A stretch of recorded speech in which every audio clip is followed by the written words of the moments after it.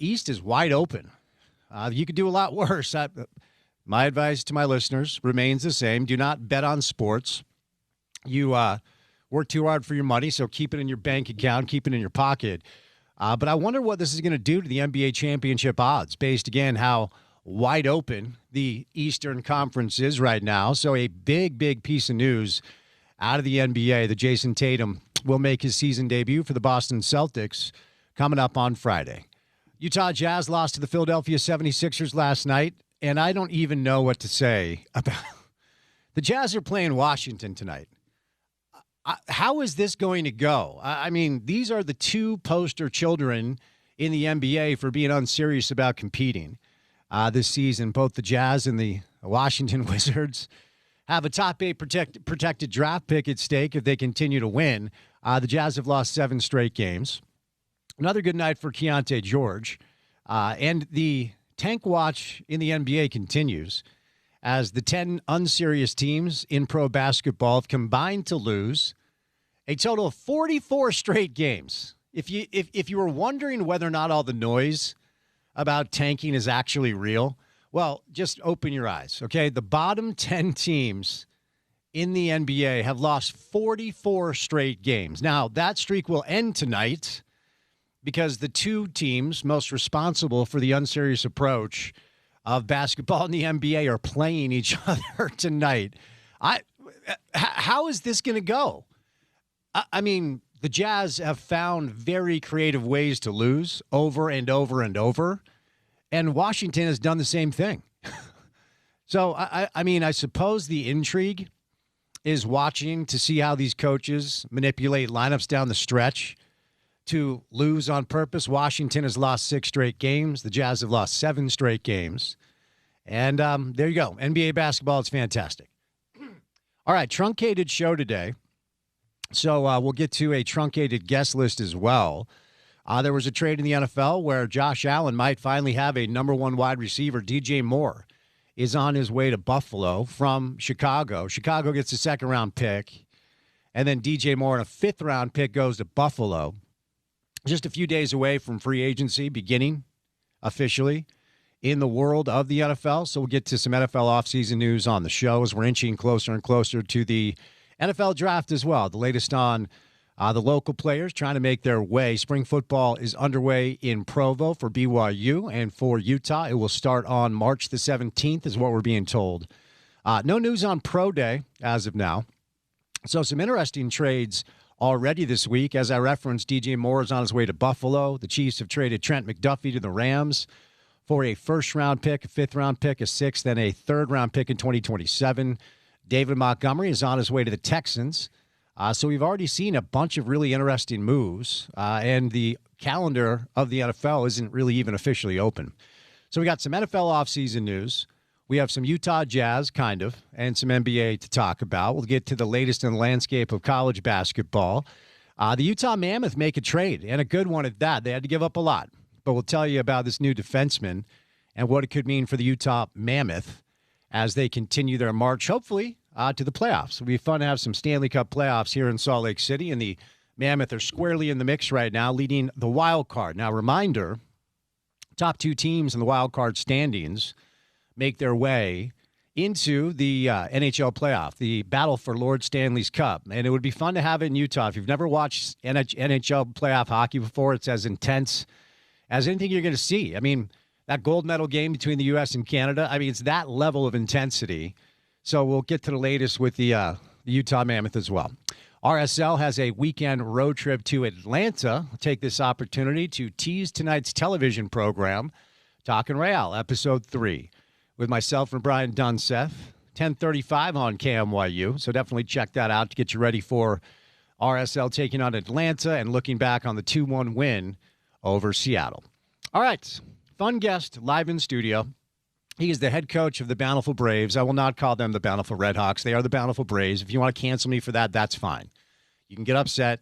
But the Bountiful Braves made it to the state championship game this year, and they lost. Their head coach, Brett Hewlett, my former teammate, is going to join me today in studio. We're gonna bounce around a little bit. Of course, we'll talk about some local high school basketball and what it's been like for Brett to take over the program at his alma mater. But Brett's a really smart guy. We'll bounce around a little bit with a bunch of basketball conversation with Brett on the program today. The aforementioned Brian Dunseth will join us a little bit later on. We also have Sports Court, as we typically do on a Thursday with our friends from Handy and Handy. So Brett Hewlett, Brian Dunseth, Sports Court, me, Spence Checketts, all of you, the great listeners, happy Thursday to you. And that young man, Porter Larson. Hey, man, how are you? This is kind of weird to start a show at 3. It is odd. It is odd. A little hectic to start just, because of the unknown tip time, if you will. Both with the Big 12 basketball tournament on the women's side and with our show in particular. So, it's a little odd start, but ready to get to it. And as you mentioned, plenty of good stuff to get to, including our guy Dunny, Brett Hewlett, and looking forward to our friends Preston and Garrett chatting some sports court. You keep in touch with any of your old high school coach or any teammates? Because you played both football and basketball. Yeah. They're not that many of them. Small town, so I run into a lot of folks every once in a while, and I still keep in touch with a good handful of my high school folks. Well, there's still few listeners. Oh, nice shout out. I know you grew up in a small town, but there's still 12 players on a basketball team, and yeah, but there's only like 30 players on a football team. So okay, all right. Yeah, it's been fun to kind of reconnect. And look, you're a lot younger than I am. Your boy's about to celebrate his 30-year high school reunion. Ooh. I don't know if I say celebrate there, but, everyone kind of moves on. The interesting thing about Bountiful and actually New Canaan, the two places where I spent time as a child, so many people just end up back there. Mm-hmm. And so a lot of people still local. Brett obviously coaches the high school team, but we got together a couple years ago to honor our head coach, Mike Maxwell, who retired. And so it's been fun to kind of reconnect with all these guys. The memories just come flooding in. I mean, the lessons you learn, this is why, for my son, Connor, I tried to put him in as many sports as possible and see what he liked. He ended up really gravitating towards soccer. I'm a big lesson learned as a result of playing sports and then as it pertains to life guy, right?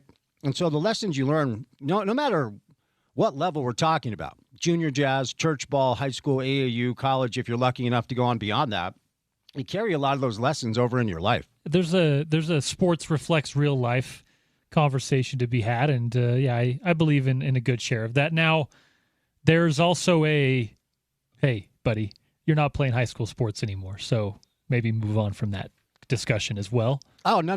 We're not today on the show. It's Uncle not today on the show. Today is Uncle Rico Day, okay? That's what today is. Let's be very clear. But just in general, right? You hear from some of the folks who are like, if only I got more playing time in high school. Everybody has a story like that. And that's why the Uncle Rico character was so perfect. And by the way, it's never your fault. It's always the coach didn't like me, the coach's wife hated my mom, or whatever the politic you decide to insert there. It's never like you weren't very good at it. It's always somebody else's fault. Yeah, that's how it is. So there's that conversation to be had as well. But I'm with you. A lot of sports reflecting real life stuff and some lessons to be learned therein. So we'll have a good time today on this Thursday afternoon. We'll keep you company as you're making your commute home and driving around town on this chilly, snowy Thursday afternoon. And we'll bring Brett Hewlett live in studio today, coming up at 3:30. But before Brett stops by on a Thursday afternoon, courtesy of our good friends and your good friends at Prize Picks, it's time now for your opening tip. Welcome to The Drive with Spence Checketts on Utah's #1 sports talk. Now into the studios of ESPN 700 to set the scene for the show. The opening tip of The Drive is brought to you by Prize Picks. Use the code ESPN 700 with Prize Picks. Shoot your shot on Prize Picks and get $50 instantly in lineups when you play your first $5. That's right, Prize Picks is now giving you $50 in lineups when you sign up and play your first $5. Prize Picks makes every dunk, every dime, and every board that much more exciting, so don't miss the chance to get started on America's #1 app for sports picks, that is Prize Picks. It is available in Utah, so no worries there. You can download the Prize Picks app today. Use the promo code ESPN700, and you're going to get $50 in lineups after you play your first $5 lineup. Promo code ESPN700 to get $50 in lineups after you play your first $5 lineup, because on Prize Picks, it is good to be right. All right, Utah women superseded the start of our show, taking on BYU. For the third time this year, BYU gets the best of the Utah women's basketball team. The Utah women got off to a really, really good start as far as that first half goes, 17-2 run to end it. But ultimately, they fall short, and BYU gets the win today, 70-52. It was a breeze for BYU in the second half and a rough scoring opportunity for anybody outside of Lonnie White. It's been the issue with his team all year. Lonnie White had 20 points, and then the second leading scorer, and Maddie's really good, Maddie Wilkie with 8. And then beyond that, slim pickings is all I'll say. If it's not those two, it is tough. Now, Utah outscored the BYU women 19-5 in the second quarter.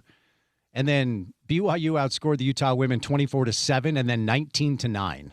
16 second half points for the Utah women, not going to get it done. All right, so we look ahead to the end of the college basketball regular season and talk about the Big 12 championship tournament coming up in just a little bit. So the Utah men will end their season at Baylor on Saturday at 3 o'clock. That game can be seen on Peacock or NBCSN. And, of course, that game can be heard right here on ESPN 700, your home of the Utes. So Utah has a chance to not be the worst team in the conference, and that's kind of where we're at. They're 2-15. K-State is 3-14. So a K-State loss and a Utah win, Utah would be tied for last. Small steps, right? 10-20 overall. Look, we'll get into some of these storylines here in a moment because there's some silver lining. There is. And we're going to have to stretch a little bit to get there. But the silver lining that Utah basketball fans can lean into right now are the myriad of examples around the country of teams in college basketball that were atrocious a year ago and are much improved in just a one-year cycle. It is more possible to improve your lot in collegiate athletics in one off season now than it ever has been. And that's a fact. That's the reality. And there are a few dynamics in play here. Number one, I know a lot of people still right now are not big fans of NIL and the transfer portal. And I get it. Totally understand. It's about 5.5, almost 6 years into this reality. And the alternate reality currently going on that has to be acknowledged is still the people in charge. Who are you? Exactly who are we talking about? As the NCAA has been thrown out of court after court after court and said you have no ability to enforce anything. Kind of comes down to conference by conference. So in the Big 12, it's Brett Yormark, right? But whoever it is, conference commissioners, athletic directors, administrators, even school presidents like Taylor Randall from the U, the epic proportion of the failure of the leadership of collegiate athletics continues to reverberate throughout the course of the ecosystem. So much so that Donald Trump has invited Clay Travis to Washington to talk about talk about a clown car, to talk about what needs to be done when it comes to kind of fixing college athletics. Taylor Randall apparently has been invited. Now, that meeting may not happen because, I'm just going to take a little bit of a right-hand turn here. We'll see if that meeting actually happens. My gut tells me, A, it won't, and B, if it does, nothing tangible will come out of it for several reasons. So I can't run from the reality of what has happened to college sports, and I won't run from it, okay? What I will say is if we lean into the things that are actually good that have come about as a result of a landscape that has changed and will continue to change, is you have the ability to rebuild your program and add talent right away, okay?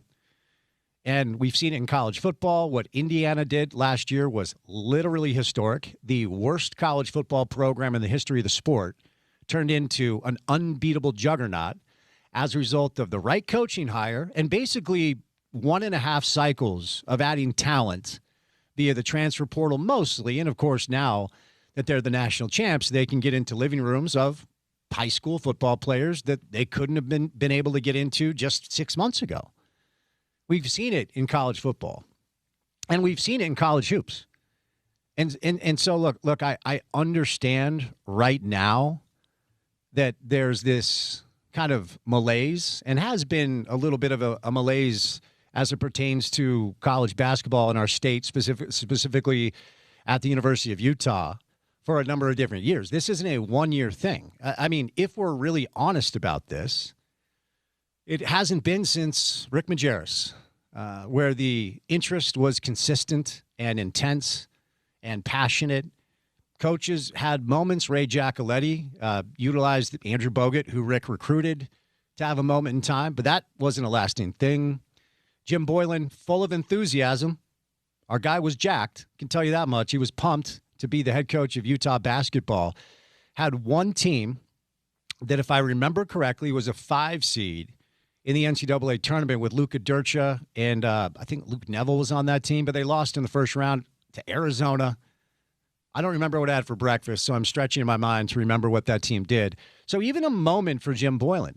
Look, Larry Kraskowiak, to me, I think he could have recaptured some of the early magic if given time. He actually had a really talented team, and when he left, a lot of those players went elsewhere, played really well, and some of them, like Pelle Larsson, are playing in the NBA. But the decision was made to move on from him, and there were plenty of things about the final couple of years of Larry's tenure that didn't feel like the fans were really into, and that's really the point of this. So now we have 1 year under the guy that everybody wanted hired. I certainly did. It felt like most Utah basketball alums certainly did. Josh Grant certainly did, as he articulated with a little bit of passion on this radio show. The community at large felt like this was the guy they wanted. And it's certainly not fair or responsible after 1 year to paint anything with a broad brush here. Because we have to remember, and I don't know who's to blame for this. I don't really do blame radio, right? Like, I know a lot of people do, and you want to point the finger at somebody. Whoever was behind the timing has to wear this a little bit. Whoever was behind the dragging their heels before they made the hire has to own what's just happened this year. By the time Alex took the job, and it's not just Alex taking the job, then you have to build a staff. You have to go about your business to get your assistants, and today's day and age of college athletics mandates that you build an entire front office, not just a coaching staff. And once upon a time, building a coaching staff in college basketball or the NBA was pretty simple. Jerry Sloan had Phil Johnson, Gordy Chiesa for a while. He had 2 assistant coaches. And our guy, Don Magic Finger Sparks, was the trainer. The staff was comprised of 4 or 5 people. Now, have you watched an NBA or a college game? There are coaches sitting on the 3rd row. There's 11 or 12 coaches because it's not just assistants. You have to bring in a nutrition staff. You have to bring in a strength staff and et cetera, et cetera, et cetera. So it took too long for Alex to get hired, A. B, building a staff does not happen overnight. A lot of your preferred assistant coaches might be coaching somewhere else. And maybe you can grab them right away, or you have to wait for their season to end before you're even able to talk to them, okay? All of that brings us to really one stark reality here. And I'm not making excuses for Alex, nor would he want me to do that because he's not that type of coach and he's not that type of person. The reality is, by the time Utah basketball was open for business, 90% of the best players had already found a place to play. And I'm not saying this to diminish any of the efforts of these players this year. Terrence Brown, Don McHenry, Keanu Dawes, Seydou Traore, Kendall Sanders came on at the end. James Okonkwo played his ass off. It's just not a group that night in and night out had a chance in the Big 12. They had no chance. You guys watched. More often than not, and look, we can go over some games that were close. We can talk about one road win at West Virginia. You can talk about the first half against BYU. You can talk about moments here or there that didn't look completely upside down. You had a home win against TCU, a road win against West Virginia. And then, if we're honest, you got your doors blown off every time you played a decent team. Some moments against Arizona in the first half, but moments, if they're not compounded to the point where they equal just the ability to stay in the game down the stretch, it's more or less irrelevant, okay? So if we're going to have a salient, honest conversation about Utah basketball and what we just saw, it starts with this. That's not good enough. It starts with that, okay? Alex, after the Colorado game, when Colorado, who might be one of the 5 worst teams in the conference this year, rolls into the Huntsman Center and doubles you up in the first half, I couldn't even make a sandwich before sitting down to see that game was out of control. Like, it was awful. 50-25 at halftime in Salt Lake at the Huntsman Center, and it's Colorado. If it's Arizona at full strength or Houston at full strength, okay, like, we can have a conversation about that. Not Colorado. Not this Colorado team. And after the game, I'm feeling bad for Alex at this point. After the game, Alex kind of shed some light about what he said to his players at halftime, because they did come out and they showed a little bit of fight in the second half. They pulled within 10 with about 8 minutes left. But I'm not here to celebrate Utah basketball pulling within 10 at home against Colorado. You're not going to get that from me. And Alex at halftime basically said, he looked at his players and said, you owe more to the university than this. He played the "you owe more to your family" card to his players, and then said, and you also owe more to yourselves than what that showing was in the first half. The reality is, all year long, the first half against Colorado was horrible. So I'm not going to go as far as to say that's a microcosm of the entire season. But this was a roster pieced together at the last minute. BYU paid more for one player than Utah did for the entire roster. So let's move into that space. That has to stop. Look, BYU spends more than any team in the Big 12, not named Texas Tech, on talent and on coaches now. All right. So let's put that aside. And I'm not saying you have to be that, but you got to be something like it. If Kalani's now the second or third highest paid coach in the Big 12 and Kevin Young is the second or third highest paid coach in the Big 12 and you're paying A.J. DeBonsa $5 million, look, if you're going to ask somebody to live in Provo for 5 months, maybe $5 million is the price tag. But if you're going to pay A.J. DeBonsa $5 million for 1 year, I don't care what he said on the podcast or with the Deseret whatever podcast, Rob Wright signed a contract to go back to Baylor. He did. That's a real thing. Went back on his word when BYU came to the table with $3 million, right? Okay, so we know BYU is paying these mercenaries to play for them for a year.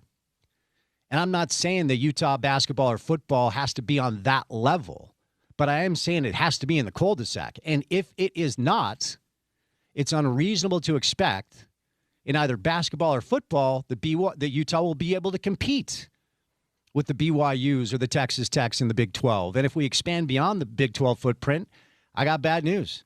You go to the Big 10 or the SEC in football, they're spending far more than Tech or BYU for the most part. You go to the ACC or the Big East in basketball, Big 10, SEC, like these programs across the country are clearly spending more on talent than Utah is. You want to know why? You want to know why I know that? Because I have eyes.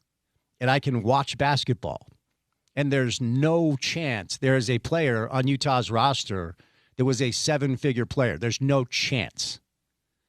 So now we move into really this offseason. Yes, there's a game against Baylor. There's a road game against Baylor on Saturday. You should watch. You should listen, all the things. There's the Big 12 tournament. Utah's probably going to play Arizona or whoever the first round matchup is. Utah probably will be the last seed. And they're probably going to get dump trucked by 20 or 30. So you move into the space of what's next. And a lot of these excuses, and for me, they're reasons. That's why I'm kind of unpacking it like this. Like, Alex was hired late. He did complete his staff late in the cycle. A lot of the better players that he could have looked at were gone. That's a real thing. Call it an excuse. I'll call it a reason. But most of these excuses or reasons are now going to be out the window. Okay? So anybody who has been asked, whether it's Mark Harlan or Taylor Randall or some of the boosters and donors at Utah, claim that the funding model is in place. How much of that has to do with the private equity deal with Ocho Capital, I don't know. I've been told the majority of those funds initially are going to be to service debt and then also to upgrade facilities as opposed to go buy a power forward or a quarterback. But hopefully some of the money brought in combined with the other donors and boosters we have in the market, will be spent on talent, okay? So if we operate off the premise that we're being told by leadership at the U that they do have the economic support that they need, if that's true, and I honestly don't know if it is, but you can only take people at their word, then now the pressure is on Alex and Coach Chilius and the entire staff and Wes, the general manager, Wes Wilcox. If you have the funds you need, you got to hit the pavement. You got to pound the pavement. You got to start bringing in recruits from high school, high-level kids, and you've got to start looking internationally where a lot of the good international young players know they can make more money playing college basketball now than they can playing in Argentina or Lithuania or wherever. So go tap into that market, okay? You got a coach on staff that knows the international market. Go tap into the transfer market, okay? And then once you have a team that is consistently performing and entertaining, then we can move into the space about why people aren't showing up to watch you play. It's impossible to win 2 games in conference and be borderline unwatchable and then complain that people aren't showing up. All right, catch a break. Brett Hewlett's going to join us live in studio for an entire hour. We got Dunny stopping by later on, a little Sports Court 2. Busy Thursday show. Good to have you with us. Just keep it here on ESPN 700.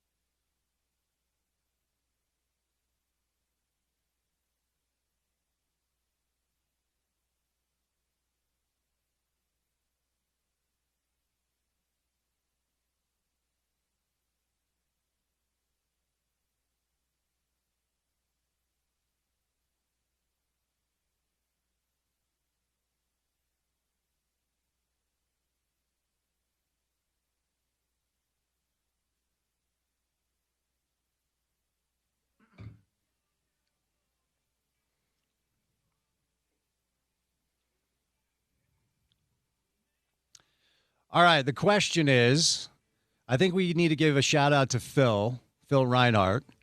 Probably need to give a shout out to Brant Peterson if they have internet in Idaho. Zach Jacobs, probably.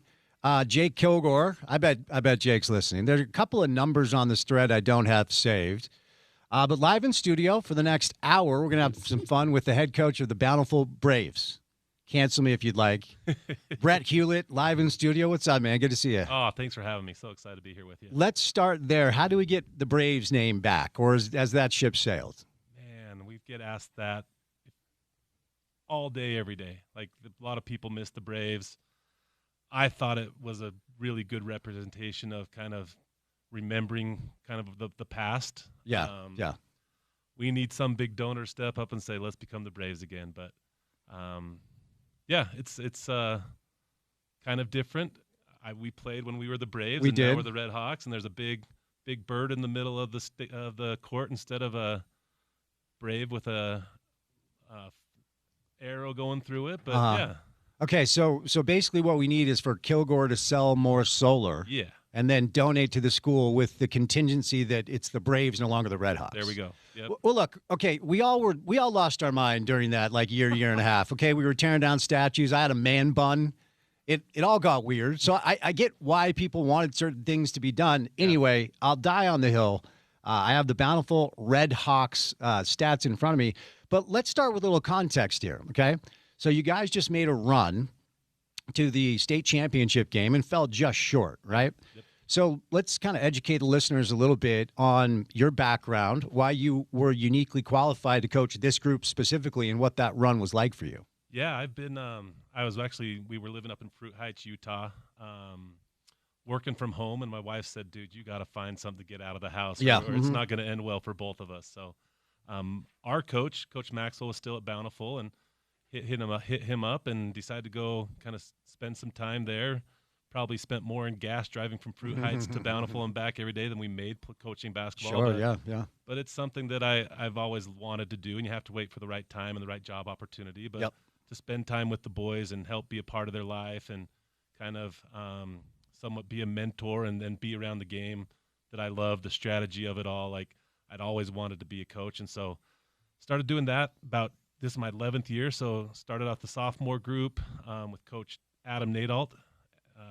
Adam's been there since I was there. He was my assistant varsity coach this year. Okay. Did sophomores for a few years, and then got asked to go up and help the JV squad for the last 5 or 6 years. Mm-hmm. Coach Maxwell retired. Gus Sopena came in, helped him for 2 years, and then got asked this last year to kind of step in and take over the head role there at Bountiful. So it was a pretty unique, awesome, unreal opportunity to kind of coach where you grew up, played, the community I live in now. Like, pretty amazing experience. And this was your first year as the head coach. Correct. And you go all the way to the state championship game, man. That's a hell of a story.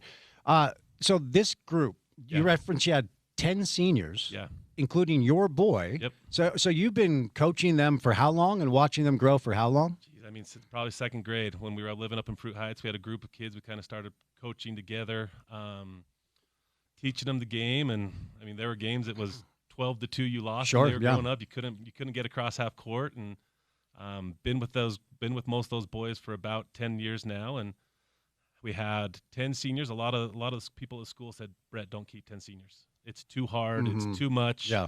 And we had talks with all the seniors, and it did take some sacrifice. I mean, you remember our year, we had 8 or 9 seniors, and it's hard to play more than 7, 8 kids in a basketball game. So there was a lot of kids that sacrificed a lot this year, and couldn't be more proud and grateful for the way they handled it, the way the parents handled it. And it was pretty cool to see all of them be a part of something bigger than themselves. So a couple things. Let's move into the space. I've got these stats up, but I'm just sad to see that Cole only had 20 steals because you had 20 over the course of 3 games. I do want to talk about coaching your boy in a moment. Since we played and we were part of a 97 team that won state, historians call it the greatest high school basketball team in the history of the state. I don't say that, but other people do. That's for the critics to debate. For sure. How has, because on this show over the past 5-6 years, I just did a segment on how college basketball has changed and what Alex needs to do to get this thing ticking up at the U. I'm not as educated on the landscape of high school basketball. Yeah. I mean, I was a transfer in '97, and people thought I was a unicorn. Yeah, because it didn't happen very much. for sure. So how much of that is intertwined in this tapestry? Transfers? Do you have to recruit kids? Because you're going to be rebuilding a little bit next year. How do you go about that? You know, it's kind of unique because each school's different, and each year's different. We had a couple kids for a couple years that decided to come to Bountiful that were supposed to go to Farmington. This year, all our kids were boundary based, and some of the big schools had kids from other schools, and you kind of have to just go with the punches. And I really liked our group this year because they were able to do it with their buddies. I mean, to see the way, even after the game, you have the loss in the state championship game, but to see them on the bus afterwards, having fun, talking about it, just reminiscing on what a cool thing they just did. Yeah. I saw pictures that my boy had sent my daughter. They were in hot tubs with the state championship, the second place runner-up trophy. That's awesome. In the hot tubs. Yeah, So that's it's great. like, Yeah. I think that's the cool part about what we've been able to do. The football team was the same way. I remember Emerson Geilman that played down at BYU. Sure. Mm-hmm. He said the coolest part about winning state was doing it with his buddies that he grew up playing Little League with. Yeah. So to see all these guys that played Bountiful, Bantam basketball, and then they'd kind of moved over. Jeff Johnson, I know you've talked to him. He Sure. started a little club called Club V Basketball, where most of those kids from Bountiful, from Woods Cross, from a few of the others played there. But it's a pretty amazing thing to see these kids grow up, to see them develop, and then to be a part of it with their buddies. But going back to your question about high school, I think the probably the biggest thing that's changed in high school basketball has been the addition of the shot clock. We didn't have that. We only had it for the last 3 or 4 years. Yeah. And so the last few years during the state tournament, before they put in that shot clock, it was 2-3 minute possessions, and it was just like grind it out, slow it down, see who's going to be the first team to buckle and actually try and put some pressure and give things up. So I think the Utah High School Athletic Association did something really awesome by putting those shot clocks in, making it so even if you're down 4 to 6 points, it's still a game. You get 2 or 3 stops, and all of a sudden you're back in the game. So kudos to them, and it's been a much better product the last few years. Beyond time for that to be implemented, 100%. right? I see a Ty Cottle on this roster. Yep. Is that Andrew's boy? Andrew Cottle's boy. Yep. No way. Yeah. So really? There's cranes on there that we went to school with. So that, I mean, you know how Bountiful is. For Everyone sure. knows everybody there. Well, I also see a Davis Polton, but there's no way. No. Yeah. No chance. Shout out to Joe, but basketball was not his team. Chance. No prayer. I just saw the name, but there's no way that was the case. But so let's to kind of stay in the space of how you build a roster. Yeah. Or maybe you have kids in the pipeline that actually live in Bountiful. The reason I'm asking you is Casey Evans, who played safety at the U, is now the head coach at Olympus, football coach at Olympus. And when I saw the news, I had Porter bring him in because I wanted to talk. First of all, he's a great dude, and so I wanted to get his back and see what I could do to help. And the stories he told about high school football recruiting in Utah blew my mind. Yeah. I mean, people faking divorces, people faking purchasing homes. He was basically calling out one school specifically, and I can't say who it was because he told me off air. It's down south, like most of the fake MLMs are anyway. You know, like where all the people are acting as charlatans anyway. Yeah. But I could not believe what he was telling me about the battle for athletes in football. Is it similar, Brett, in basketball? For sure, and it's sad to see like. It's a hard balance because you have people reach out that maybe want to come play for your school, and I kind of take the approach like until you've got an official variance to our school, like I'm not going to talk to you because I don't think it's fair to A, the kids that are in your program, and B, to make promises to people that you can't hold for. So, but it does happen. I saw something posted on Twitter like 2 weeks ago where it said someone in like 5th grade basketball was being paid their dues to come play for a kid's team. My gosh. And it's crazy because you even see like the new rule is you have to sit out half of the games if you transfer. Oh. And so but you have kids their senior year that are willing to sit out half of their games to transfer in order to play somewhere else. Jeez. And it's too bad because it kind of takes away some of that let's play with the buddies we grew up with. Yeah. Let's do it with these guys and but it happens everywhere, and it's unfortunate sometimes, but it's also what makes runs like we just did pretty cool. Yeah. Casey also referenced, and I don't want to, I got to be careful here. It sounds like there are plenty of parents on the football side that are very willing to be flexible with certain rules should a certain amount of money be transferred into their bank account. Is that any? I mean, I can't believe I'm even asking you this about high school basketball. Yeah. But are things like that going on behind the scenes? You hear things. Yeah. Obviously, this is my first year at the school. We've been pretty lucky for the most part to play with the guys that are in our boundary. We've had a couple decide to make transfers or whatnot, but you have to do it the right way through the variance program that the school has. But you do hear things. You never know how much is true or not, and where's it all coming from. And I just wish we had that kind of money to throw around, because it's like, holy cow, the stuff you hear and the stories you're told is just pretty wild. I really hope that somehow, some way, what's happened certainly in pro sports, but also in college sports, does not make its way into high school sports. I mean, I was thinking about this while I was watching the Olympics. I'm like, finally, I can watch a sporting event without being hit over the head about live gambling odds. Yeah. Like, thank goodness you couldn't go to Kalshi to put $200 on a bobsledder's time.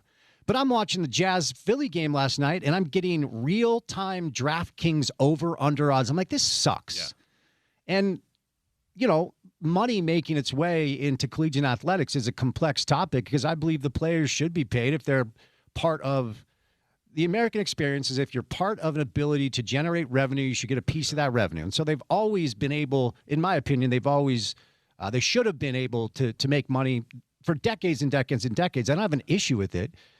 But high school basketball, like, I had to record your game because I was working. Yeah. And then so I waited till I got home to watch it. And I was just like smiling ear to ear. I'm like, this is what watching high school basketball should feel like. I hope it continues to feel like that. For sure. It's so wholesome. I mean, it's the basic of sports, right? Like, it's the guys you've played jam ball with all summer long. All of a sudden you turn into, I can be strong enough now to throw it up to 10 feet. Yeah. Then I've been playing junior jazz with, and we graduate to junior high, and those same kids make this run from junior high to high school.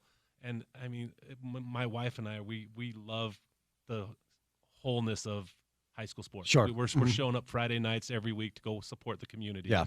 And I think, to me, that was the best part about this whole run, Spence, last week, was A, seeing the joy the players had on their faces, and B, the support from the community. It's something special when a team makes a run at state. The first round, you get some of the people come out. All of a sudden, the second round, you get more people. And by that championship game, you've got the whole community out there supporting the boys, cheering the team on. You've got the band out there. The administration are all dressed up. And there's just something, like you said, the sanctity and the wholesomeness of high school sports is pretty special. 100%. So when it comes to schematically how you've gone about your process of becoming a head coach, how much of it is Coach Maxwell? How much of it is books you've read? How much of it is coaches you've watched? How much of it is teams you've studied? Like, how have you kind of gone throughout this process to create your mindset as a head coach? I mean, it's all of the above. Yeah. I think, to me, the basis of basketball, and I've told these kids since I started coaching them, I think every kid needs to be able to learn to dribble, shoot, pass, and create, right? We're not going to take a kid when he's 12 years old and say, dude, you're a big. No, we're going to make him, you've got to be able to drive, you got to be able to pass the ball, and I think that kind of played to our advantage. Our tallest guy was 6'4". We had a 6'7" guy, same thing, but he could shoot too, like 6'4", and when you can pull those guys out of the hoop, and he can shoot the ball, he can drive, kick, and create. Like, I've always told him, like, every kid has to be able to do that in order to be a successful basketball player. So we took a lot of Coach Maxwell's. We full court pressed quite a bit. As we got to the middle of the season, we started knowing, like, hey, the teams are going to play, the Highlands, the Olympuses, they're going to grind it out. And so we kind of tweaked a little bit how we played. We started valuing the possession a little bit more. We had a little run with turnovers during the season. It's kind of fascinating. Craig Smith, Coach Smith, his boy played for us for 3 years. I remember, his daughter still plays at Bountiful. And very cool. We were sitting at the Brighton gym, and he just came up and talked to me. He's such a good dude. He's the best. And he sat there and talked for me an hour. I said, Coach, I'm having problems with turnovers. What can I do? Yeah. And he gave me 3, 4, 5 different ideas, and he texted me again that night and said, awesome. Hey, one more thing. And so we kind of implemented some of that stuff and changed a little bit how we played, where we had to value the possessions a little bit more. And then we kind of, as we started getting into the tournament, said, hey, let's hybrid it, right? If we've got opportunity to get out and run, let's run. if we need to grind it out, we need to value possessions, like where it's a 1-point game and you have to get that bucket. Let's grind it out. And so it was kind of a hybrid of everything. Like I said, I had 2 opportunities to learn from Coach Maxwell, who I think is one of the best basketball minds. And side story, we've got some time here. Sure, for sure. Mike's on a mission in England right now. Oh, nice. Yeah. Do you know where? I should know. He's in my ward, so I should know. But I yeah, can't that's remember messed up. Yeah. But I started getting text messages from him. Okay, He's like, cool. hey, I caught cool. some stats. I caught some games. And during his off day, he'd kind of take some time and he'd pepper me with some questions. I'd send some back. Before our last 2 games, I sent him scout film. And he broke it down, sent me some text messages. And even at halftime, so what time it is in England, it's 6 o'clock here. My guess it's 2 a.m., 3 a.m. over there. And he said, he's like, right at halftime, he sent me a text, hey, it's time for them to buckle down. Like, so he's watching the game. Nice. So that's awesome. Pretty cool experience to be able to kind of pepper that mind and talk to others. So I coached with him. I coached with Coach Sopania. Coach Sopania was awesome as far as his, like, let's play fast. Let's get up and down the court. And so be able to take some of that with Mike's defense. Like, I'm always a defense guy first, and I told the boys and I told when we were interviewed up there, like, defense travels. You want to win in state, you've got to play defense, right? And so it's hard to win a state championship because you've got to be on offensively for 4 straight games. But if you can hold teams, we held Pleasant Grove to 39 points the semifinal game. You hold teams under 40, you have a chance to win a lot of basketball games. So I think kind of my mantra was we're going to compete like dogs defensively, and then we're going to go have fun on offense. Go let it fly and see what happens. So you reference you're pressing a little bit. Is there a Huey Decides role on your team? I mean, it's really funny. In a way, I found this very fascinating because even when we were playing for Mike, you could tell that he had a soft spot for you in a way that Rick had a soft spot for Alex. Yeah. And you played a lot like Alex. You were, we didn't have a very tall, like, as you're describing your team, it kind of reminds us a little bit of our team. Like Brant was 6'5", yeah, and a beast, right? Like a big, strong kid, but he was our biggest player. You essentially were our power forward, but you could do a little bit of everything. You could dribble, you could pass, you could shoot, and you can't jump over a phone book, and you probably run a 7.240 and somehow like set state records in steals. Yeah. And the only way you're able to do that is the way you can see and think the game. So did you have a player like that with your press? Did you kind of leave it in someone's hands the way Mike left it in yours? It's always hard being a coach's kid. My boy plays very similar to the way I played. Oh, really? He didn't score as much, wasn't probably very similar athletically, but he saw the game really, really well. And so it's kind of cool to hear other coaches during the broadcast talk about, because he only averaged probably 3-4 points a game. He was your second leading rebounder. And then probably our top assist man. He had 7 assists in one of the games, 6 another, and so he sees the floor anticipation really well. I think it's when you think back to our team, right? I showed up to the team dinner the night before the semifinals, and the parents that were hosting had our game on TV. Nice. And so it's kind of interesting to watch.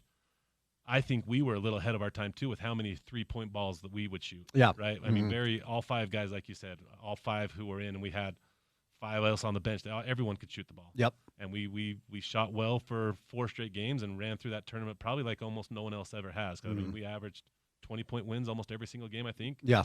And so, yeah, I mean, I think it's always hard being coach's kid, but my boy saw the floor well. But we had so many good athletes on that team. Like, we had some studs that just put in the work. We had 7-8 Wilbers who just loved the game of basketball. Yeah.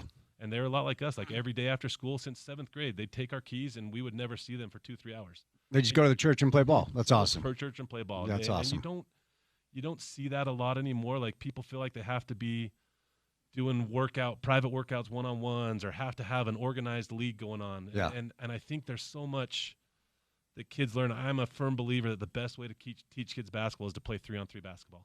It teaches them how to screen, how to cut, how to move, how to defend, how to come off screens and read the game. And you just don't see that a ton anymore. And I've tried to get back to teaching that way of how to learn the game of basketball by playing 3-on-3 and not necessarily always having to be in a league. Yeah, I like that. So Cole was your second leading rebounder, tied for leading assists with Lincoln. Yep. The numbers say Lincoln was your best player. Yeah. That's what this data says. Yep. Is that fair? Yeah, I mean, Okay.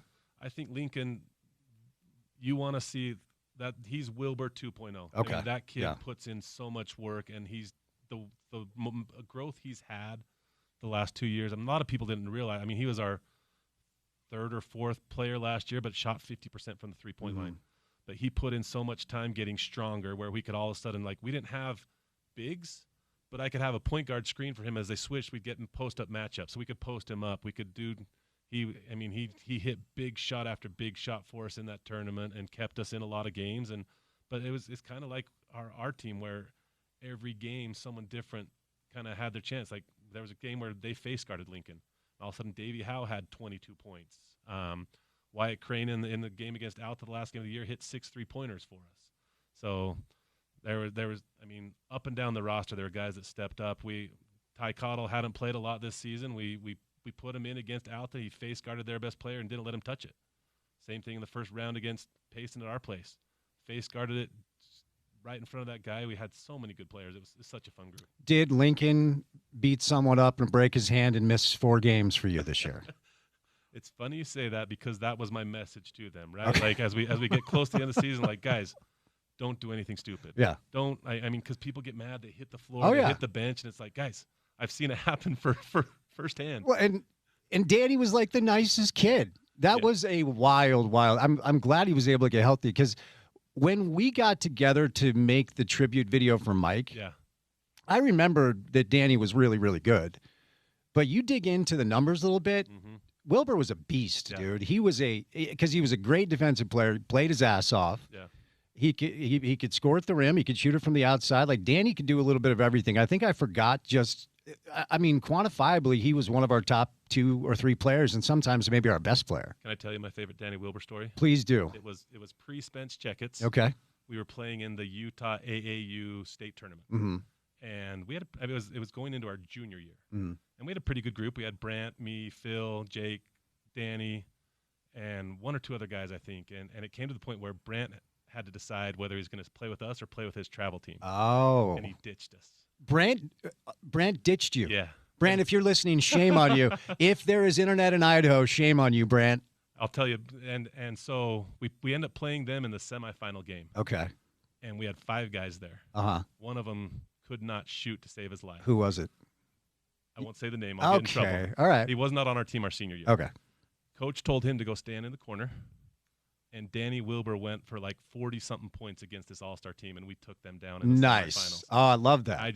Danny he was a competitor, and he didn't care if you were his best friend or not. He was going at you every day Absolutely. in the gym, cross-check you, punch you, and he made all of us better. And he, at one point, held like the bench press record randomly at Bountiful High as well. Yeah. He probably could have been a really good football player if he wanted to be. Yep. I got to know, what was Brant like after the game, after you guys smoked him? Well, I can't imagine you took that very well, because Brant's another guy that wants to slit your throat and watch you die. Huge competitor. Yeah. He did it with grace. Okay. He actually, it's kind of funny. He texted me, I think, early December, early January, late December, and he was randomly in town. I said, dude, come talk to the boys. Oh, nice. So Brant showed up to practice and sat there and talked a little bit about his experience and how much he loved being around the game and how much he missed being with his buddies. And he told that story. And it's kind of like, there's nothing better than playing with your buddies and winning a championship. For sure. Yeah, I'll never forget it. It was an interesting experience for me, because I really had 2 different, and the dichotomy I've always found fascinating, and it was a really good lesson. I was a 20-point per game scorer on a team that was 6-14. Yeah. And then a rotational piece on our team that won state. And give me that experience all day over scoring a bunch of points for a team that didn't even qualify for the playoffs. Yeah. You know what I mean? Mm-hmm. So, like, and I was talking to Porter about this. I am such a sports lessons reflect real life. 100%. It's why I wanted my son to play every team sport he possibly could. It's why I loved it growing up. Like, you learn lessons that you can apply, that are applicable just in everyday life. So before we catch a break, and we'll have some more fun story time coming up next, I've got a bunch of things going through my head about the Bountiful experience specifically and why so many people seem to love it there and just end up going back. Yeah. What are some of the lessons that you learned from this team this year that, as the first-year head coach, you will carry with you as long as you do this? I think the biggest thing for me that it's bigger than basketball, right? Like, I think there's so many things that we could talk about as what happened. Like, But the memories I have most are outside of the basketball court with these guys. A lot of cool stories about how they rallied around teammates, managers, parents, and the kids just cared more about that sometimes than the game of basketball. So I think, number one, it's bigger than basketball. I think, number two, it's okay to struggle sometimes. I think as a parent, like, I've had my daughters play volleyball. I've had my boy play basketball. Like, sometimes we don't want our kids to struggle. Your wife was a volleyball player, right? Yep. How's Kelly doing? Anyway, keep going. But yeah, I think the biggest thing is, like, sometimes life's greatest achievements come from our struggles. Yeah. And too many times we're trying to prevent our kids from having those struggles when they need them, right? Like, my daughter, she played on their volleyball team, kind of AAU for volleyball. They won the national championship. Awesome. The next year, they had a bunch of girls want to play for them because we had Burgess's daughter on there, Lewis Powell's daughter, like some really good athletes, and they brought in some other girls because they were supposedly better, and it kind of destroyed team chemistry. My daughter got cut that next year after winning the championship, and we kind of had to tell, hey, look on the bright side. And she got to set. She was the only setter on the team next year, got so many reps and became a better player, and the next year got brought back on. So awesome, yeah. There's so many times where, as parents, and I'm guilty of it as well, like, we want to step in and hide our kids from those struggles. But I do think life's biggest lessons come from learning and becoming better because of those. Yeah, that's well said. The experience of being a parent is a really interesting thing as your kids start to age, because when they're little, all you want to do is preserve their just innocent approach. I can remember when I was teaching Connor to fish, and he was like 4, and we caught a fish, and I couldn't get the hook out in time, and it died, and he started bawling. And I'm like, don't ever lose that. Yeah. Inevitably you do, because life does to kids what it does to all of us. And then as they age and they start going through things, all you want to do is bulldoze in front of them so they don't ever experience any pain, because it kills you to see them do it. For sure. And then you realize that they got to go through it. And the only thing you can do is be their bumper guardrails, like the bowling analogy, right? Yeah. And then as they're going back and forth, all you can do is hope that they can govern themselves correctly and just be there to support the best you can. It's a wild experience, you know? It's hard. Like, and everyone always warned me, be careful being a high school head coach because the parents are going to be crazy. But as a parent myself, like, I understand what they're going through, right? Like, I've seen where my daughter's not playing. I've seen where my daughter's playing. I've seen where my boy doesn't play. I've seen where he does play. And as a parent, all you do is want the best for him. And I think it's a hard balance, because coaches see, and coaches, we're with their kids 3 hours a day at practice, right? We see kind of their struggles. We see what they're good at. We see where they might need some help with. And parents don't always see that. And so for me, I've had to learn that lesson as a parent and also now as a coach. And I don't think people realize, Spence, how much time and sleep coaches lose caring about the kids that don't get in the game all the time. It's the thing that keeps you up most at night. Like, not even the scouting report. It's, God, man, could I have gotten that kid in? Yeah. Could I have done something different? And I think the kids know how much you love them. And I tell them every day, hey, I love you guys. Yeah. Because I think the biggest thing I learned this year is that you're not coaching just athletes. You're coaching humans, right? There were times where I'd get after a kid and he'd come and say, Coach, I'm going through something right now. And you just don't know that. Yeah. And so I think that's, to me, like, one of the biggest jobs as a coach is making sure kids understand that you're there for them, that basketball court is their sanctuary, right? This is your safe spot. This should be where you come have fun, enjoy your time, and then be like, how much coaches really do care. A lot of times parents don't see it, like, I don't see that love because my kid's not playing. No, that's the complete opposite. Like, we spend so much time on the other side of things hoping that the kids know how much we love them and care for them. Yeah. Well, I mean, you're going to be good at this because you're authentic and you can tell that you care, man. We'll catch a break. I have a couple of stories, though, I want to get to on the other side, because it is so interesting. And you know what? It's weird for me because I'm about to have my 30th high school reunion. Yep. And most of the kids I went to high school with back east have relocated into my old hometown. And there's so many bountiful kids that even if they leave, they end up coming back. Yeah. So you talked about caring about the community and doing what you do for the community. I want to get into that a little bit more coming up on the other side. Yeah.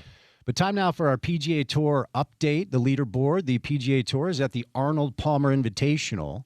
It is down in Bay Hill. I actually went to this tournament last year. It was cool. Daniel Berger is your leader. All of the players in the clubhouse, 9 under par. Colin Morikawa and Ludwig Oberg are 6 under. Cam Young is 5 under. Let's see if we can get a Tony Finau update. I don't like it when I have to scroll before I find Tony. This is not good. I still don't see him. Tony struggling. Justin Thomas back on the course. He's 7 under par. Tony is 2 over. So it looks like he's going to have some work to do if he wants to play the weekend. Swing into you into golf by Worldwide Golf Shops to get custom fit for the new Callaway Quantum Driver. The new Callaway Quantum Driver features Tri-Force tech, and the result is a faster face, more ball speed, and a quantum leap in distance off the tee. Youintogolf.com is where you go. More with Brett Hewlett coming up next on ESPN 700.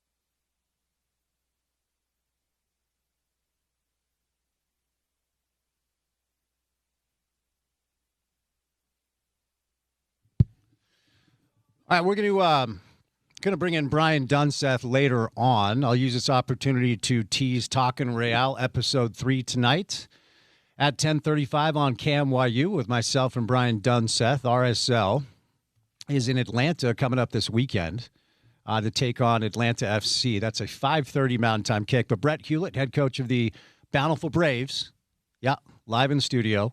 You're going to get me in trouble, man. You don't have, look. It's Brett is down with the Red Hawks. Spence believes it should be the Braves. Let's make this very clear. Bountiful went to the state championship game this year and barely lost to Olympus in a really, really good battle.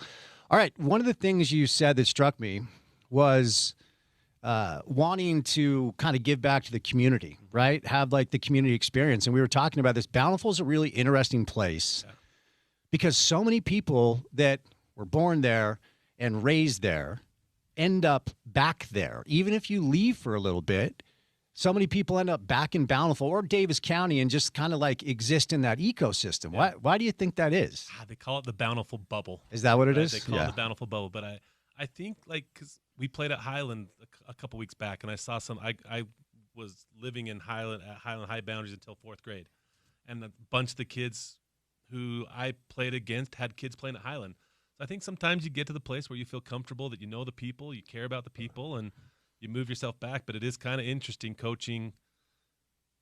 Murdochs have a kid there. There's tons of different people that you care about and that you've seen forever. But yeah, it's Bountiful's a unique place, and it's awesome. It's something that as the principal talked to me about why I want to do it, it's like, man, I care about the community, care about the school, care about the program. Obviously, I had such good memories, and I think for me the biggest thing as a coach is I want to create those same memories for those kids that we had. That's really what it is. Like, for sure. The bus rides, the team dinners, like all the stuff. I heard Greg Popovich a couple of weeks back say, the wins and losses fade, but those relationships and those memories you make, those are what you do it for. And so it's truly like you love the game first of all, and then you love the kids, and good things happen after that. Yeah. Yeah, it's just an interesting thing to consider, and maybe it is. We're all in our own echo chambers, and you can only react off your own experience. And maybe Highland High kids all want to live around Highland High. Maybe Olympus – actually, no. Olympus kids do want to end up in the Cove. And then they're snotty about it. Like they think that place is somewhere that you should aspire to be. Yeah. So calm down, Olympus. Exactly. I got to say, the culture shock for me transferring high schools was such an interesting experience.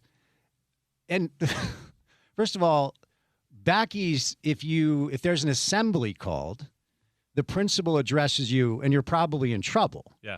I remember like the first week at Bountiful, I heard we were having an assembly, and I'm like, all right, it's going to be the administrators or the principals. And an Osmond came down from the ceiling singing Standing on Top of the World by Van Halen. I'm like, where the hell am I? What is going on? Like, this is what assemblies are at Bountiful. We get to listen to an Osmond sing Van Halen. So culture shock. The other one that was interesting, I remember like the first dance we had. You remember Kobe Neuenschwander? Yeah. Sweetest kid. Yep. Really nice guy. Comes up to me. He's like, hey, who are you asking to the dance? And I was like, probably Mindy. I have a class with her, right? I'm probably just going to ask her. He's like, how are you going to do it? And I was like, she's in my math class, and so probably after class, I'm just going to ask her if she wants to go. And I'm like, well, why do you ask? He's like, well, I don't remember who he's asking. He goes, I bought 1,000 gold Hershey Kisses, and I'm going to spread them on her yard. And then when she opens the door, I'm going to be singing Fields of Gold by Sting. And I'm like, why the hell? What a waste of time and resources. Why are you doing it? Like, just, she's right there. Just go ask her. So all of it, like, it's a unique place. Yeah. Bountiful is a different, unique place. There's something about it that really people love. For sure. It's funny you say that because having kids now going through those same experiences. Shout out to Sawyer Crane, one of my daughter's friends. He showed up dressed in a hot dog suit. Okay. And his friends were throwing hot dogs at my daughter in our front porch. I'm like, what is going on here? But it is, I mean, but those are the memories you keep, right? Like you're 30 years later, you're talking about how you asked and what you did. And I think that's, to me, like we go back to why high school and high school sports are so cool. It's that time of life where you can really just have fun with your friends and make it happen. And so we talk about student athletes all the time. And for me, like, our practices were 2 hours because I wanted the kids to go to the girls' basketball game, go to the drill competition, go do all this stuff. Like, go be a high school kid. Yeah. Right? It's too bad. Like, You didn't come to any of our games this year. I won't hold you to that. Okay, calm down. But it's too bad because you see the crowds kind of dwindle, right? Oh, really? And I truly think it's because home life's just too good these days, right? We used to want to get out of the house and go do anything we could to be with our friends, and now they can connect on the phone, on the Xbox, and I wish, like, because when they did come out, like the Woods Cross games is where everyone comes out. We played them last year in the state tournament, and the whole city was out. And there's just something super cool about those experiences that I wish more people came out and did. But yeah, I mean, I can only imagine what you went through. Like as a friend of yours, you never understood what your side of it was coming from Connecticut and whatnot. Like, I only knew the kid that was getting shoes from John Stark saying you fish around the gym in high school, right? Well, I mean, it was a great thing for me that you guys were willing to embrace me as your teammate right away. You didn't have to do that. I mean, like this group that you have, you guys had played together for years, and I wasn't coming in there with any sort of guarantee. And Mike was actually really clear about that, right? Because he knew he had a good team. And I was going to take somebody's spot that probably should have been able to get that spot. Now, I was confident enough in myself that I knew I was good enough to make the team, but you guys did not have to embrace me at all. But it was you, it was Kilgore, it was Danny. Zach was playing football. I don't think Brant was there as much, but you said, we're playing ball at the church after school today. Just come play with us. And you actually invited me to play with you in a team tournament before the season started. Right? So I was like, wait, no, these guys actually are embracing me as their teammate, even though I haven't even made the team yet. Right? So it was just, you helped ease that transition for me, and it turned out to be such a really fun year, great experience, you know? Absolutely. And your confidence doesn't need your horn tooted very much, but when people ask me, like, what type of player was Spence? I say, oh, Spence could light it up. But I said the thing that Spence brought to our group was that confidence, right? Like, I think we always knew we were a pretty good group of basketball players. We played a ton. I mean, every day after school we were playing. Guys, Troy Jorgensen would go play baseball. That's right, yeah. He'd show up in his baseball cleats and bag and want to come hoop after. Like, we just loved hooping and loved being around each other. But I tell people, like, Spence brought the confidence. Right? Like, he said, you guys are good.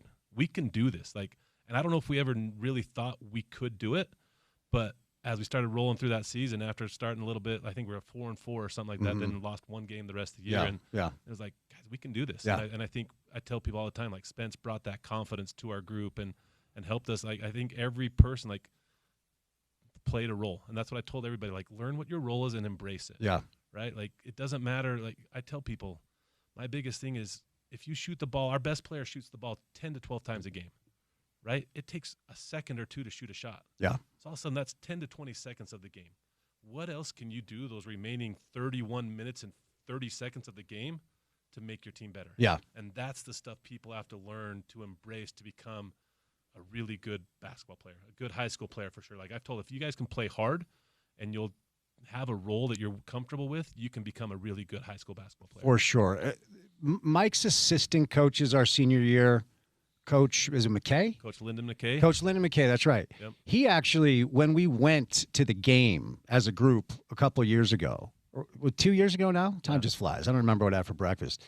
He actually pulled me aside, and he wasn't very effusive with his praise, right? And he pulled me aside. He said, look, you need to know that you put us over the top because you made those other guys believe. 100%. And my delusional confidence is one of my best traits for whatever reason. You're really good at it. For whatever reason. I've always believed I'm so much better at things than I actually am. These days it's golf, but back then it was basketball. But I had these AAU experiences with legitimate D1 and sometimes guys that had made money playing overseas before I got to you. And so the first few runs in the church gym, I'm like, dude, these guys can ball. Like, Kilgore was nice. For sure. You know what I mean? We've already talked about Wilbur. I mean, your skill. Troy was a really good athlete. And dude, Phil Reinhardt would have started for the majority of teams in the state that year. 100%. I'm looking around at like 6-7 dudes. I'm like, let's go take this. All right? So whatever that juice that was needed. And the other thing is we had 9-10 guys that were high level. So our practice scrimmages were intense. And you need those iron sharpen irons experiences. So once you get to tournament time and winning time, you know that you can look at the other guys and say, I'm here to take it to you, and I will be here all night. 100%. I think that's that's what makes a good team, right? Like, it's not just the 5 guys. Yeah. You've got to have 10 to 12 to 13 guys that can go compete. It was super cool this year. I had a freshman, Davis Polton, and to see the no relation to Joe. Shout out Joe. Of course not. The way that guy would compete with our bigs, like he's a freshman. Yeah. And he would push those guys as hard as they could, where it would drive them nuts. Yeah. And I remember the same thing when we were playing, right? Like, it took 5 guys competing on the other. We were working on our press every day. I remember Blake Murdoch when we did that video for Mike. Yeah. Said, I sometimes felt like the best player in the state, but it was my job to make those guys be better. Mm-hmm. And I think, like, it doesn't happen all the time, but when you find guys willing to sacrifice for each other and sacrifice themselves, that's when you become a good team and a great team, and that's where those special moments happen. And poor John Hansen having to guard Brant in practice every day with those elbows. That poor kid, because he's the sweetest guy. Yeah. And back then as a sophomore, he was tall, but he was not very big. He was tall and skinny, and he had to bang with Brant all practice long. Yeah. Just felt so bad for the kid. I still see John from time to time. He lives up in Farmington. Oh, there, great, so we coach great. against each other with some of these young kids. And very whatnot. nice. But, yeah, I mean, I hated guarding Brant, and I was a senior and closer to his weight, not nearly as strong as he was, but I could only imagine what some of those guys did. And it's so much fun to sit there and remember and talk about things and to see what we were able to do as a group, and then to kind of almost replicate that same thing with these kids this year. The other thing, and I think Kilgore had a little bit of this, none of y'all were talking trash. and every game, I am. You know for sure. I am in your ear. Yeah. And so this just came back to me. The Viewmont game. Yeah. Remember when we were up 1, Zach fouled out.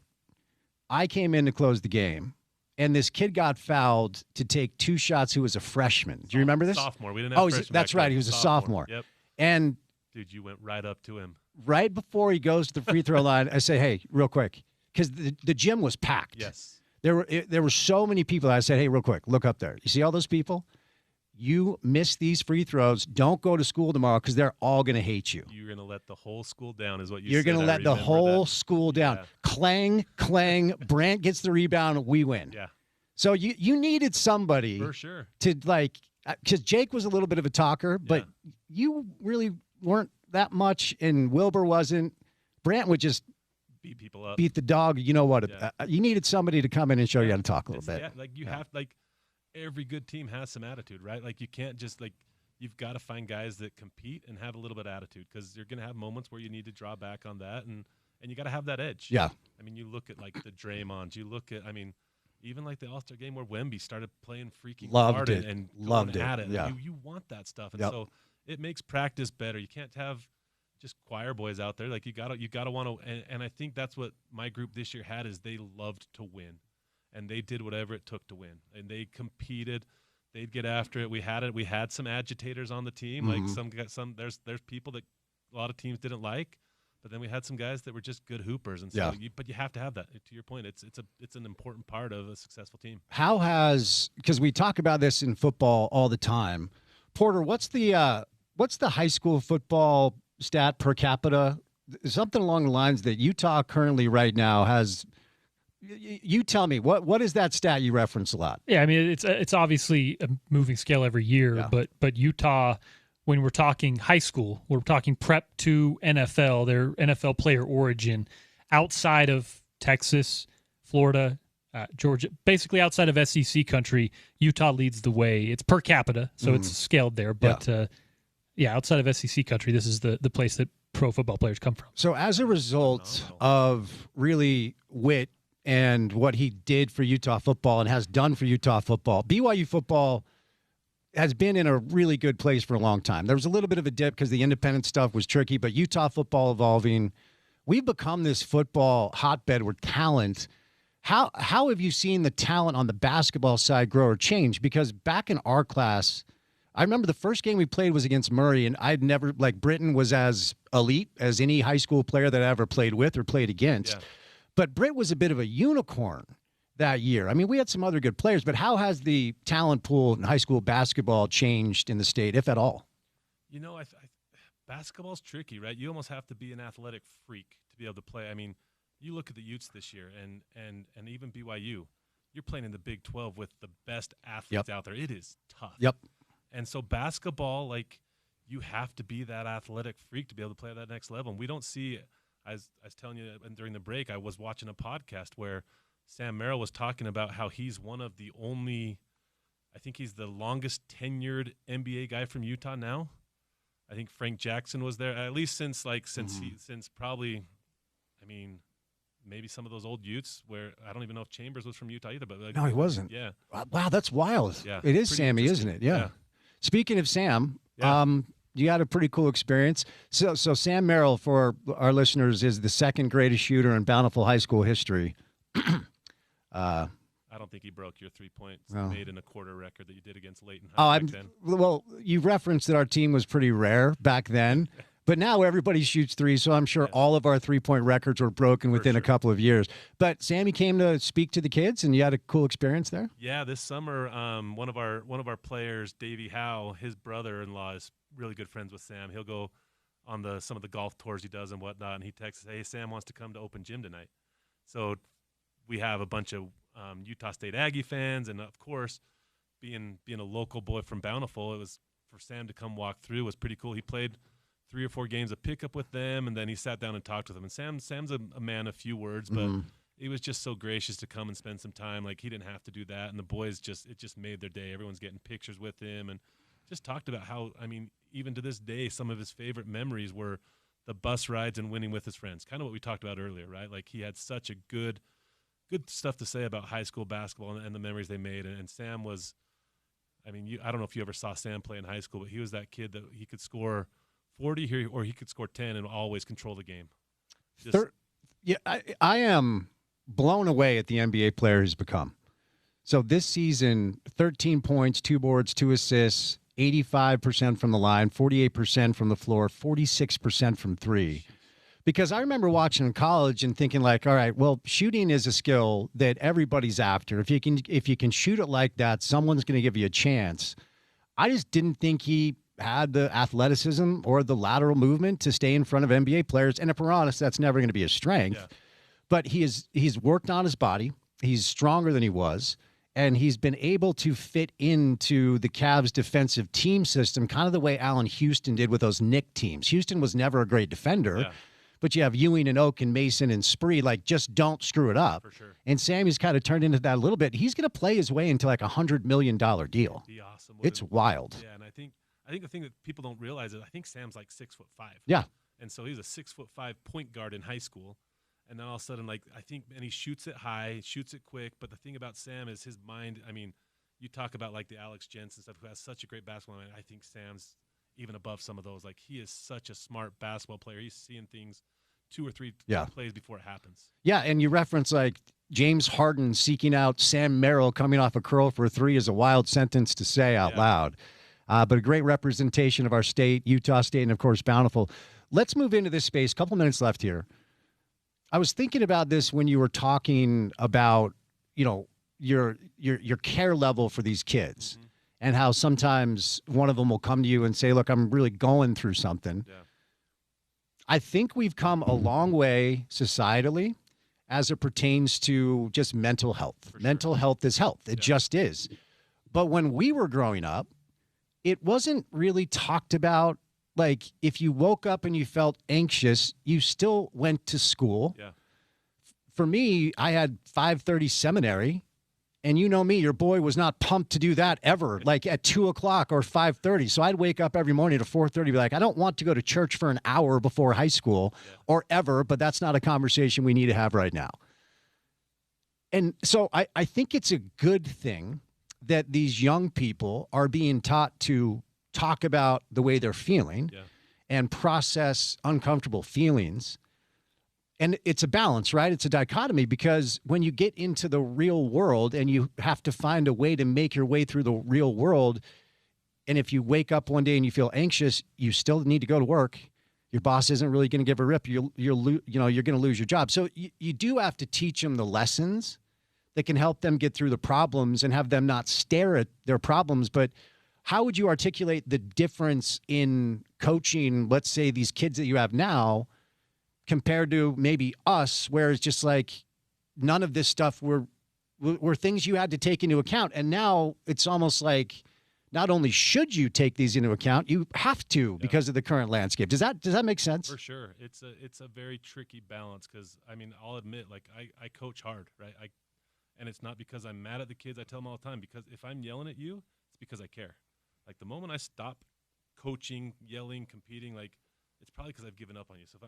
So I'm tough to deal with sometimes. I try and push these kids as much as I can, but I've always told people, if the kids know how much you love them first, they respond 100 times different when you coach them that way. I like that. And so I think it's you can't just, you have to, it's kind of both sides of it, right? Like, you can push them and you can love them, and when kids know it, they're willing to go battle for you, man. Like, I think that's the biggest thing for me is helping kids make sure they understand how much coaches care about them. And we have so many good high school coaches around here, Spence. It's pretty phenomenal, the guys that I've been able to meet this year and talk to, like Matt Barnes up at Olympus. Shout out to him. He just won his 3rd in a row and I think 6th overall. But wow, that guy took hours of his summertime. I'd call him up and pepper him with some questions about what I should be doing, and he'd talk to me for an hour. That's cool. And it's like, so there's so many good people out there that care about the kids. Like, and I think our coaches cared about us too, but it was a little bit different, right? And I think until I've been able to go through it with kids of my own, I think you don't realize how much time the coaches are putting in for your kids, and B, how much they really do care. And so I tell people, like, as long as people know how much you care, and I think that was, to me, the biggest thing is the kids have to know that we're there for them. They're going through a ton, right? I think like you said, it's more talked about than ever, and so they hear it a lot at school. They hear it a lot at home. There's anxiety, there's stress, there's pressure, and it's different stress and pressures than we face. We never had to know that if we didn't get invited somewhere that they're seeing all their friends on TikTok out there, whatever it is. My kids are going to kill me because I probably said it wrong, but I think it's so cool to see, like, when it all comes together and at the end of the season, like, I mean, we had the seniors inviting the sophomores, and they were all one big group. We went bowling as a group and split up into teams, and we'd separate during practice for shooting drills, and they'd have their teams picked out where there were sophomores, juniors, and seniors all together. And so I think the thing to me, like, the sanctity of the basketball court, right? I think it's what kids need. They need that time away from the stress of life, from the pressures of life, and so we try and make it fun. We try and make it competitive, and I think you can do both at the same time. I don't think you have to just be a jerk all the time and make them run ladders and yell at them the whole time. Like, you can have fun, and we had a lot of fun this year, and we were super competitive, and they wanted to go to battle for themselves and for me, I think. Do you make them run down and back so they don't use the backboard? No, but I really do think about it every time someone smokes a layup. Yeah. It's like, just use the backboard. I know. Quit pulling a Checketts out there. Man, I ran so many down and backs. Did you guys go bowling in Bountiful? Is the bowling alley still there? Believe it or not, and it hasn't changed one bit. You know that's where Jake met Bree. You know I introduced those two. Right, and it was at that bowling alley. Yep. And then we went up to your grandparents' place. Yes, we did. Yes, we did. Wow. Good memories, man. Well, look, we do have a thing called the clock in radio, so I do have to catch a break. This has been so fun, man. Love you. Hope you know that. I appreciate you. And anything you need from me, you know I'm here for you. I think that's the coolest part about, like I've told the kids, right? Teammates are what makes it all worth it. For sure. You have these guys that no matter what happens, you can give them a call and they'll be there for you. Always. So I appreciate you. Thanks for having me. Okay, be good, all right? Brett Hewlett, head coach of the Bountiful Braves. I said that. Brett did not. One bracket, $1 million. It's the ESPN 700, 92.1 FM $1 million Bracket Challenge. Going live on Selection Sunday, March 15th. Sign up today on ESPN700sports.com. Brought to you by Big Willie's, Game Day Men's Health, Intermountain Bobcat, Budweiser, the Intermountain Sportsman's Expo, Burger Fusion, and the Utah RV Super Show. More next. Keep it here on ESPN 700.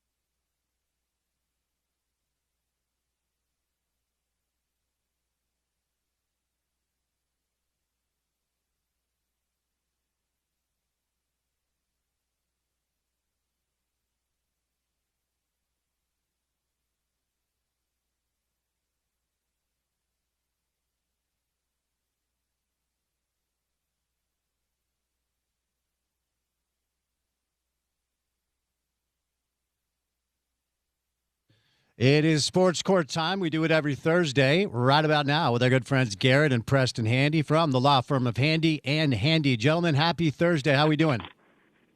Hey, Spence. How you doing? Hi, Spence. All good here. I'm glad we're talking about this first story because I saw it and I was unaware, but it's a financial advisor is found guilty in New York of defrauding NBA players. The space is yours. What's going on here? Well, Spence, this wouldn't be the first time that someone defrauded athletes with their money. It's kind of a age-old story, but this one grows out of a Morgan Stanley financial advisor, probably a portfolio manager, who had three NBA players, who was Drew Holiday, who was Chandler Parsons, and Courtney Lee. Basically, the scheme was he was doing a number of things. One of the things that he was doing, he was with another company selling life insurance policies at huge markups. What would happen is he had another group that would go buy the policies. I suspect these were legitimate policies where he said to them, hey, we're going to buy a life insurance policy with this type of benefit on it. But he marked them up 300% when he was selling the policy, the premiums to these players. And I didn't look this up, but it was called, I hope Garrett did, viatical life insurance.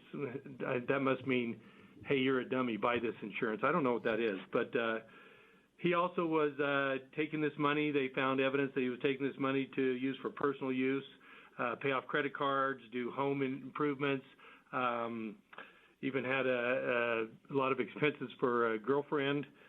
He also, other fraud, that he had access to these players' accounts, and he was taking money out of them and claimed that he was submitting them to certain nonprofit charities, one called Beast Basketball. So they thought, oh, that sounds great, nonprofit for that. I'm sure he was selling them on the benefits that he would get from that. He also used money. They also used a sports agency to pay off an MLB player, one that I'd never heard of, pay off what he was claimed that he was owed. So it's a classic story of robbing Peter to pay Paul. Well, he was charged by the U.S. Attorney of New York, charged with a number of different crimes, and ultimately after a jury trial, I think it's at a 5-week trial, he was convicted of fraud, wire fraud, and is facing some prison time. What do you got, Garrett? Yeah, he's facing up to, it looks like a sentence of a maximum of 20 years. But this is what you get when you're a fiduciary and you have that duty to your clients. It's heightened, and he's in big trouble now. Before I forget, may I give you a little homework assignment before we continue to the next story? Oh yeah. Next week, I'd love to dig into the Chauncey Billups stuff. So if you guys want to look at that, we could get to that next week. Is that all right? Oh yeah. Is there some new stuff out? Because usually rely on Michael McCann and other sources to have us with the updated stuff. Didn't see anything. Yeah, ESPN.com. I think it was Ramona Shelburne. He's facing like 40 years in prison, and so anyway, if I didn't say that now, I would have forgotten. But we can move on. We'll hit it next week. I appreciate that. So there's an addiction trial, meta addiction trial, that may not be good news for sports betting. News to me. What's going on here? Well, yeah, this is a big trial that's been going on for many weeks. It's against, big tech, social media. This is happening in L.A. I think Meta and YouTube are still a couple of the defendants in the case. The plaintiffs settled out already with, I think, TikTok and Snapchat. But, Mark Zuckerberg's been on the stand in this trial, and the claim is essentially that these are harmful, addictive products. And that it's harmed the plaintiff. And so it's kind of a bellwether case, and we'll see what happens. But they're really taking a page out of the big tobacco litigation from decades ago about these harmful, addictive products. And so where this hits sports betting and the sports prediction market and those apps, I mean, what's the difference, right? These are also highly addictive products meant to lure us in. I mean, they're more or less tech companies in some ways. And so they could be future targets for these kinds of lawsuits. I mean, there was a 2023 study that found that 67% of college students had engaged in some form of sports betting. That's crazy. So anyway, future ground for lawsuits, maybe. Preston, over to you, buddy. Oh, yeah. I mean, Garrett said there are thousands of cases going on right now aimed at this addiction stuff. And, it's just an analysis by Michael McCann where, he looks at this, the easy access to online betting, right? And who are they targeting? People that are interested in this. And, and everyone knows that for various individuals to varying degrees that gambling is addictive, and where it is so accessible, we're probably going to see some lawsuits on that. And we should. I won't get into my societal diatribe on this danger, but I'm hoping some things are figured out in this direction, because it's a dangerous, slippery slope that other countries elsewhere have dealt with and have had to shut things down because people lose their homes and their marriages and their families. Anyway, rant over. It would not be a sports court session if we did not have one story about NCAA eligibility, so we do. NCAA eligibility, this is a judge in Nevada in a baseball ruling. What's going on here? Yeah, so another college athlete fighting for extra eligibility. This time we've got a University of Nevada outfielder, Mr. Noah Blythe. Noah played Division II baseball during the COVID season at Hawaii Pacific. He got a waiver for that season. Then he played 3 years at an NIA school, Antelope Valley. These baseball players play at these low-level schools and become great players. It's always interesting. But then he went back to Hawaii Pacific, and now he's at Nevada, and he wants a 6th year. So, pulling a page out of the patron saint of eligibility, Diego Pavia's playbook, he filed a lawsuit again. The NCAA said, no, you're done with your eligibility. You got 5 years to play for, and you've been doing this for a while, and you've used your 4 years of eligibility. Well, he sued the NCAA, and what they always do is he filed for a preliminary injunction, essentially saying, hey, court, look at this right now and grant me a preliminary injunction which would enjoin the NCAA from enforcing the eligibility right now while we fight about this in court. And we remember Diego Pavia, his went on for a full year, and the guy played another 2 years, so they never even got to the merits of the case. So the judge has granted the preliminary injunction, and, as we've seen, and Garrett can talk about another story, there's judges across the board on these eligibility rules. They look at the specifics of them, but this judge in Nevada, she was the most strict about this. She bought full into the whole antitrust argument, saying that all this NCAA eligibility is really violates antitrust and anti-competition. She said this causes commercial harm by denying otherwise qualified athletes to financial, academic, and professional benefits of employment. That's interesting, at a D1 institution. She didn't buy into any of the NCAA's. She really rebuked them and was very harsh, didn't buy into any of the normal arguments we see by the NCAA where they, claim that, eligibility runs out and you've got other players coming in and that deprives them of opportunities. She shot down, any arguments that, hey, normal track of student eligibility, scholastically, said this is a different thing. And the main thing she shot down was, this type of compensation is not available to these players elsewhere. And I don't know if her implication is that eligibility should never run out because they're selling their services. It's a competitive environment. And as long as they can compete here and get paid for it, they should be able to. I don't know, but she granted the hearing or granted the injunction. So right now, Mr. Blythe gets to play another season of baseball at Nevada. Garrett, over to you, my friend. Well, so for a preliminary injunction, the most important factor for the judge to consider on something like this is what's called the likelihood of success on the merits. And this judge did find that and said he's clearly likely to succeed on his challenge to the 5-year eligibility rule. So there you go. All right. So there's another link that is about college athlete eligibility. So did you want to move over there? Do you want to go to the Sharon Moore story? Yeah. Okay, go ahead. I can cover this pretty quick, Spence. Basically, we have, like Preston just laid out for us, right, there are conflicting opinions from different courts about this. And so all I was going to mention is, where do we go from here, right? And so there's 4 options we're kind of laying out. One is this gets reviewed by the Supreme Court, and maybe the Supreme Court finds that these antitrust laws don't apply, to the NCAA and to schools. That's an option. Another option, the NCAA could loosen rules, right? Again, on this, you have 5 years to play 4. Well, maybe they expand that, right? And they just get ahead of it and say, well, you've got 6 years to play 5, something like that. Another option would be for the NCAA to just, okay, let's recognize these athletes as employees. They're going to unionize, then they're going to collectively bargain, and that's going to make them exempt from antitrust scrutiny if they collectively bargain. And then finally, the last one would be, can Congress pass some legislation to deal with this, right? And carve out some legislation to make the NCAA and schools exempt from antitrust. So one of those 4 probably needs to happen, and then maybe we won't be talking about Diego Pavia anymore. Preston, do you have anything else to add, or you want to go over to the Sharon Moore story?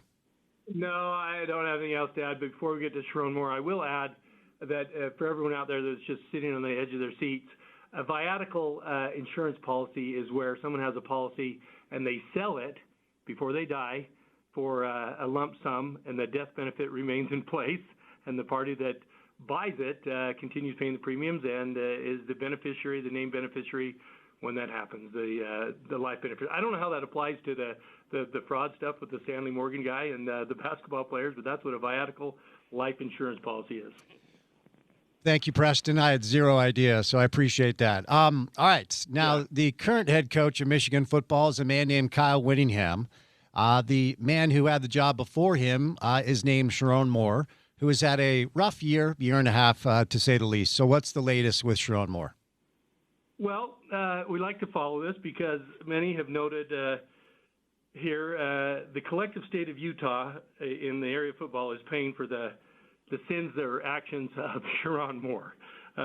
We know that Sharon Moore was the former head coach at University of Michigan. It came out back in the fall that he had a no relationship with a staffer. Well, following that, he was, because of his actions, he was arrested for felony home invasion, stalking, illegal entry. So he recently filed a motion to go to the court and have his charges dismissed. But as part of that, they argued to the court that his due process rights have been violated. And specifically, the judge listened to us and agreed to it and said that there was a glaring omission when a warrant was issued that Moore's previous relationship with a woman was not disclosed, and the defendant's due process may have been violated. This was not solely this personal relationship. Essentially, they were saying his argument, and his attorney is saying that the magistrate had issued a warrant based on false and misleading statements of presented as fact. So he granted a hearing to hear this. Whether the charges will be dismissed, we'll see. But apparently it was set for March 2nd, and I tried to find out anything about it, but couldn't find anything about what happened with the hearing. All right, Garrett, over to you, buddy. Nothing from me. I think that probably covers it on Sharon Moore. I'll say, Spence, I saw one Kyle Whittingham at the gym today, and he was not at the U of U gym. I don't think that's where he's working out anymore. Huh. Well, I'm not going to say which gym he was working out in, but I have a guess. If you and Whit were in the gym, I think I might have an inkling of where you guys were working out, Preston. Yeah. Okay. All right. Him on that stair climber going after it. There you go. Well, look, I appreciate the time as always. Before I set you loose, for any of our listeners who have legal questions, how can they get a hold of you over at Handy and Handy? Yeah, give us a call with any legal questions that you have. Again, especially in the area of personal injury, that's what we do, help people who've been injured in accidents. You can call us at 801-264-6677 or go to our website, handylawutah.com. Thank you, gentlemen. Have an excellent weekend. As always, go Utes. Thanks, Spence. Go Utes. Go Utes. All right, there they are, Garrett and Preston Handy. Porter, do you care to take a guess where Coach Witt and Preston Handy were working out today? I have no idea. I'll give you a hint. You can play golf there. Ah. Yep. Mm-hmm. At the country club. Yeah, it has to be, right? I would assume so. The question is, did Kyle hold on? Well, he's working out at the gym, so I guess he held on to his membership. And, hey, maybe he could give his former Michigan cohorts a business card from our friends at Handy and Handy. For sure. So I believe, well, look, I mean, my guess is Kyle can afford a membership of the Solid Country Club because I believe it was part of his contract as head coach that he got a membership to the country club. I think it's part of Morgan's. That's pretty nice. It's very You think nice. we could work that in here? To a sports talk radio show, this isn't necessarily an area of excessive growth. I'm not sure if you've noticed as of late. You know what? I've got a year and a half left on my contract. Run it up the ladder. So after August, I'll be in the final year of my deal, and I'll see if I can negotiate a membership to the Salt Lake Country Club for both of us. All right. Spoiler alert, probably not an awesome chance of that happening. Just to set expectations. I don't want to let you down. Fair enough. All right. Utah RV Super Show coming up. Check it out. The 2026 Spring Utah RV Super Show, March the 19th through the 22nd at the Mountain America Expo Center in Sandy. This show features the largest RV selection in the state, including the newest models and remaining inventory from the year, a must-see for buyers and fans alike. Attendees will find Class A, B, and C motorhomes, travel trailers, fifth wheels, tent trailers, and campers, covering all types of recreational lifestyles and budgets. Dealers attending the show bring some of the best pricing and special offers of the season, making it an ideal time to purchase an RV or an upgrade. $10 for adults, and kids 12 and under are free. Coupons on the website at UtahRVSupershow.com. One of the highlights is previewing next year's model RVs, giving enthusiasts and prospective buyers a look at the latest technology and design trends. The Super Show isn't just about vehicles. It celebrates outdoor lifestyle and family adventures. So put your phones down, turn the TV off, and go explore new RVs March 19th through the 22nd at Mountain America Expo Center. All right, 3 hours down, 1 hour to go. Well, I guess 2 hours down. We started at 3 today. We'll bring in Brian Dunseth, and we'll get back to the NFL trade news of the day today. And the Mammoth made a trade. We'll tell you about that. 5 o'clock hour of the show is next on ESPN 700.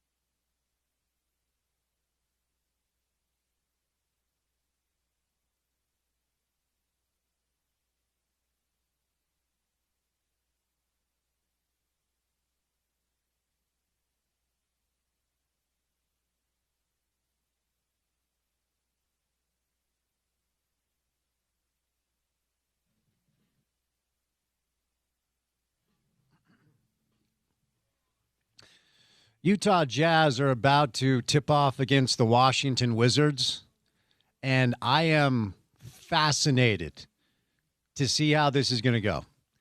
These are the two poster children for tanking in the NBA this year, and they are both going to be aggressively trying to lose this game, which is hilarious.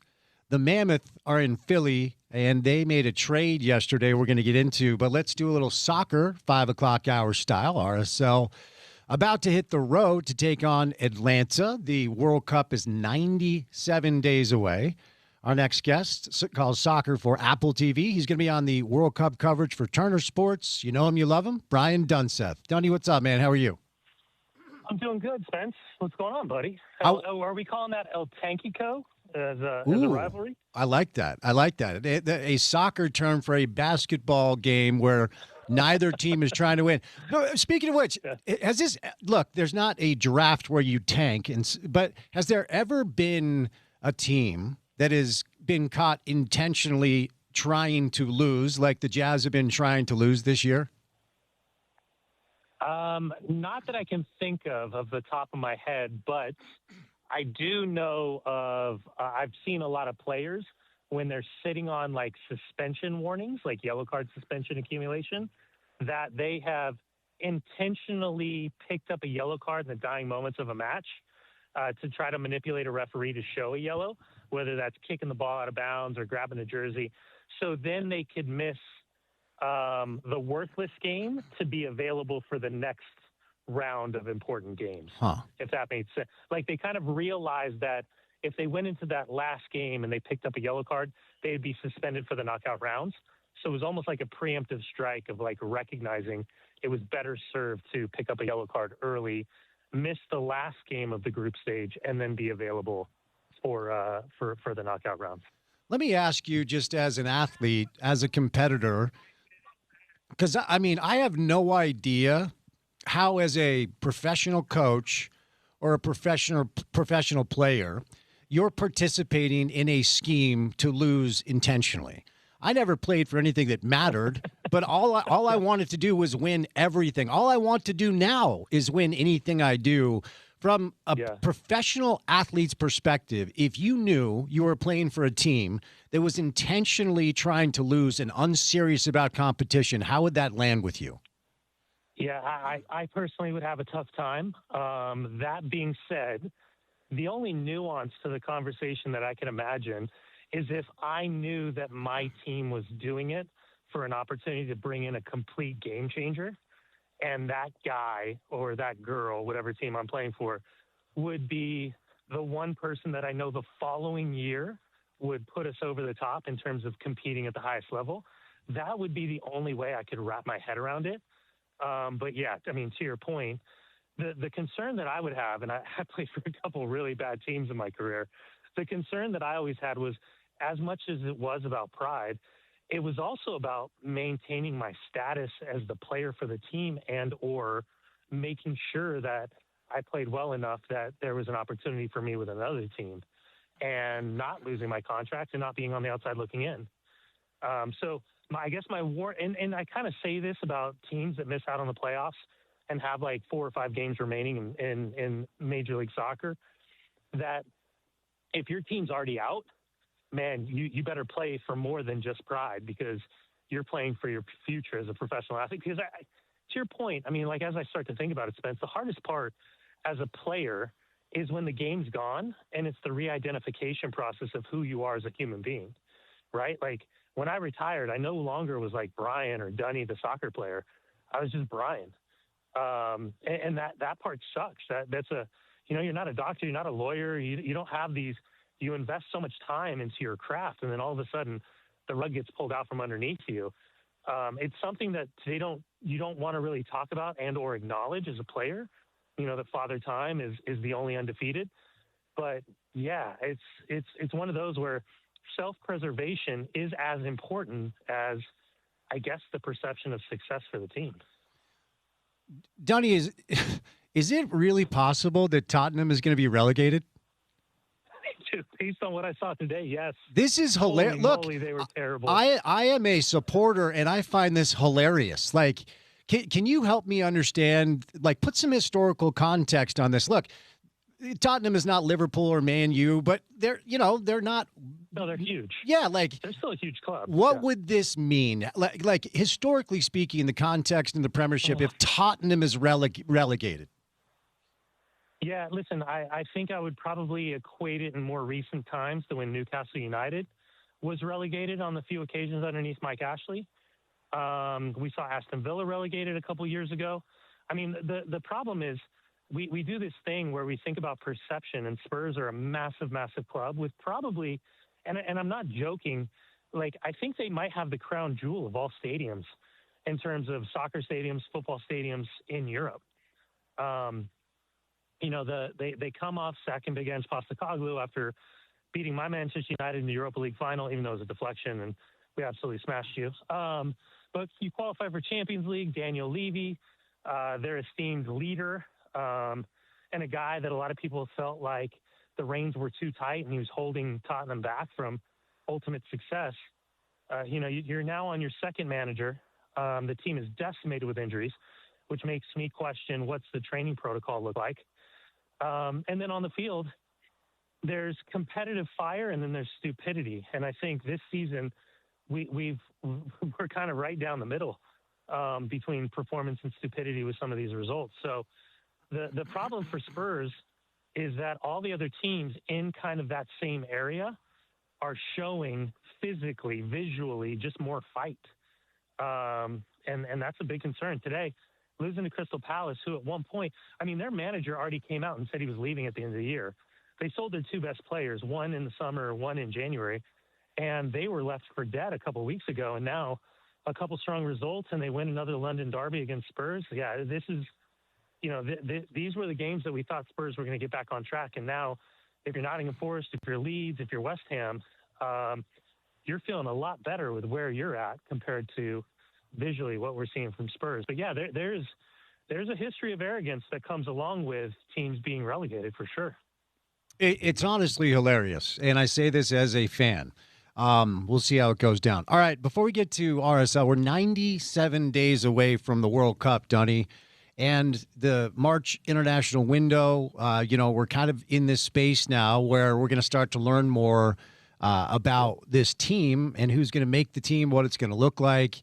So just kind of give us right now your understanding of where we are in the process and your thoughts on maybe some of the positional battles, who's kind of on the fringe that may make it, and just give us an update on the U.S. men's national team 97 days away from the start of the World Cup.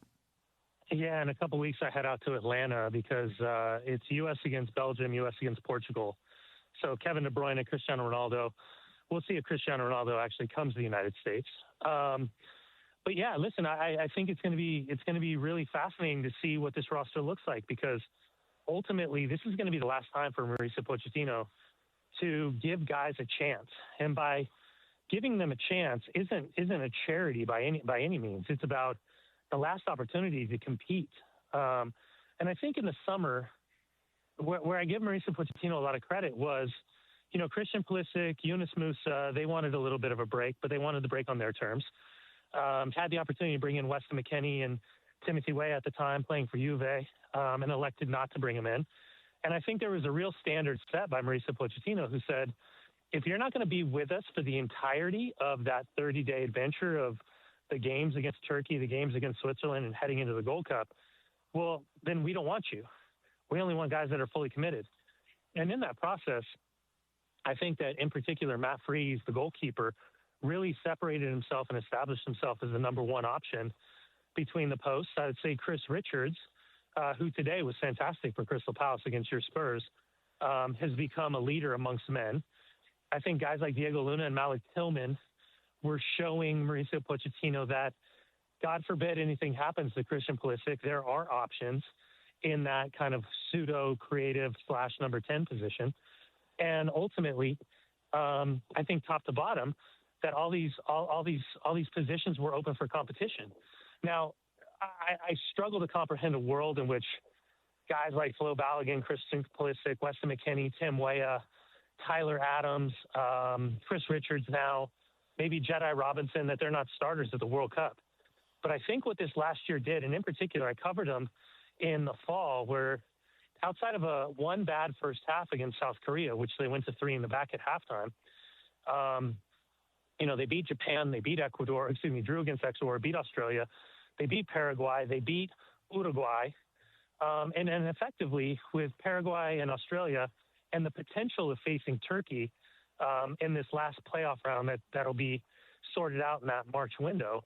The great thing is that the United States will have played every single one of their group stage opponents in the last 12 calendar months.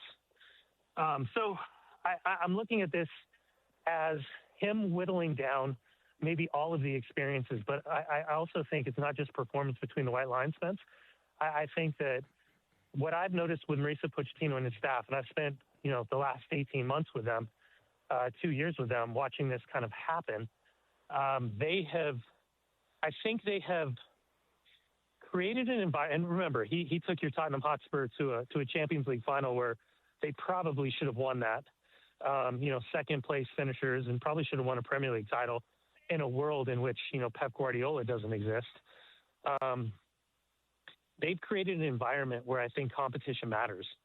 But as much as we talk about competition and performance, I think he also created an environment where there was a little bit of a reset in terms of culture and leadership, and maybe guys that had a lot more wiggle room are now reintroduced into a system that collectively has been reset based on all of these newer guys, quote unquote, newer guys getting opportunities. So it's going to be really fascinating to see, because I think he's probably got the deepest roster we've seen in a World Cup cycle. But how does he separate players that have maybe very similar profiles? Because maybe the details in a World Cup roster is never the best players. It's the best group of players for that particular tournament. So I'm really, really intrigued to see what this March window looks like, because the next time they get together, and we'll be covering the game the Senegal game, the U.S. Senegal game in Charlotte, and then the final game is U.S. Germany in Chicago. That will be the World Cup roster, notwithstanding maybe an injury here or there in the buildup. So Jeff Carlisle, who covers soccer for ESPN, wrote a piece today about the potential roster that he thinks, Pochettino is going to look at. And let me ask you about the Diego Luna portion of this, Jeff. And this is only his opinion. He claims at this stage, Diego would be the last selection on the roster as a result of the injury and not being able to make the game day roster for RSL for the first 2 games. And I don't think we're going to see him this weekend against Atlanta. Is Diego really in danger here? Does he need to get healthy quick and start showing some qualities so he can make this roster? I think everybody does, Spence. I don't think this is isolated just to Diego, but I understand your concern, because it's the same concern that I have. The one thing I'll remind everybody when it comes to Diego Luna is that he has effectively appeared in every single game since joining 2 Januaries ago, in the game against Venezuela and the game against Costa Rica, where he broke his nose, stayed on the field, blood everywhere, nose completely shattered, and ended up staying on and getting the assist. And afterwards, Pochettino talking about that he's got big balls, which is still one of the most iconic moments on television that I've ever been a part of. But on top of that, listen, I think that for Diego, the concern, and maybe this is why RSL is maybe treating this even more as a special case with slowly integrating him, is to make sure that this opportunity for a dream of the World Cup is going to be a reality. And on top of that, I think it's an important reminder that the current New England Revolution coach, it was the Olympic team coach that left him off of the roster for the Olympics, whereby he ended up being not only an MLS All-Star, but winning MLS Young Player of the Year. So the hunger and the drive and the fact that this kid has bet on himself through the entirety of his life, I think is an important thing to always remember. But I think even if he, quote unquote, does miss this March window, I think ultimately it'll be determined what his form looks like, because if his form's anything like we've seen for the last 18 months or so, Diego Luna, in my mind, has to be a lock. That being said, Christian Pulisic, Weston McKennie, Malik Tillman, Diego Luna, let's see, Gio Reyna, I think, is the biggest outlier in that conversation because he's not playing, and he's not playing consistently at Borussia Mönchengladbach after leaving Dortmund. And then the kid Alex Zendejas, who's down at Club America. Those are the guys that he's effectively competing for.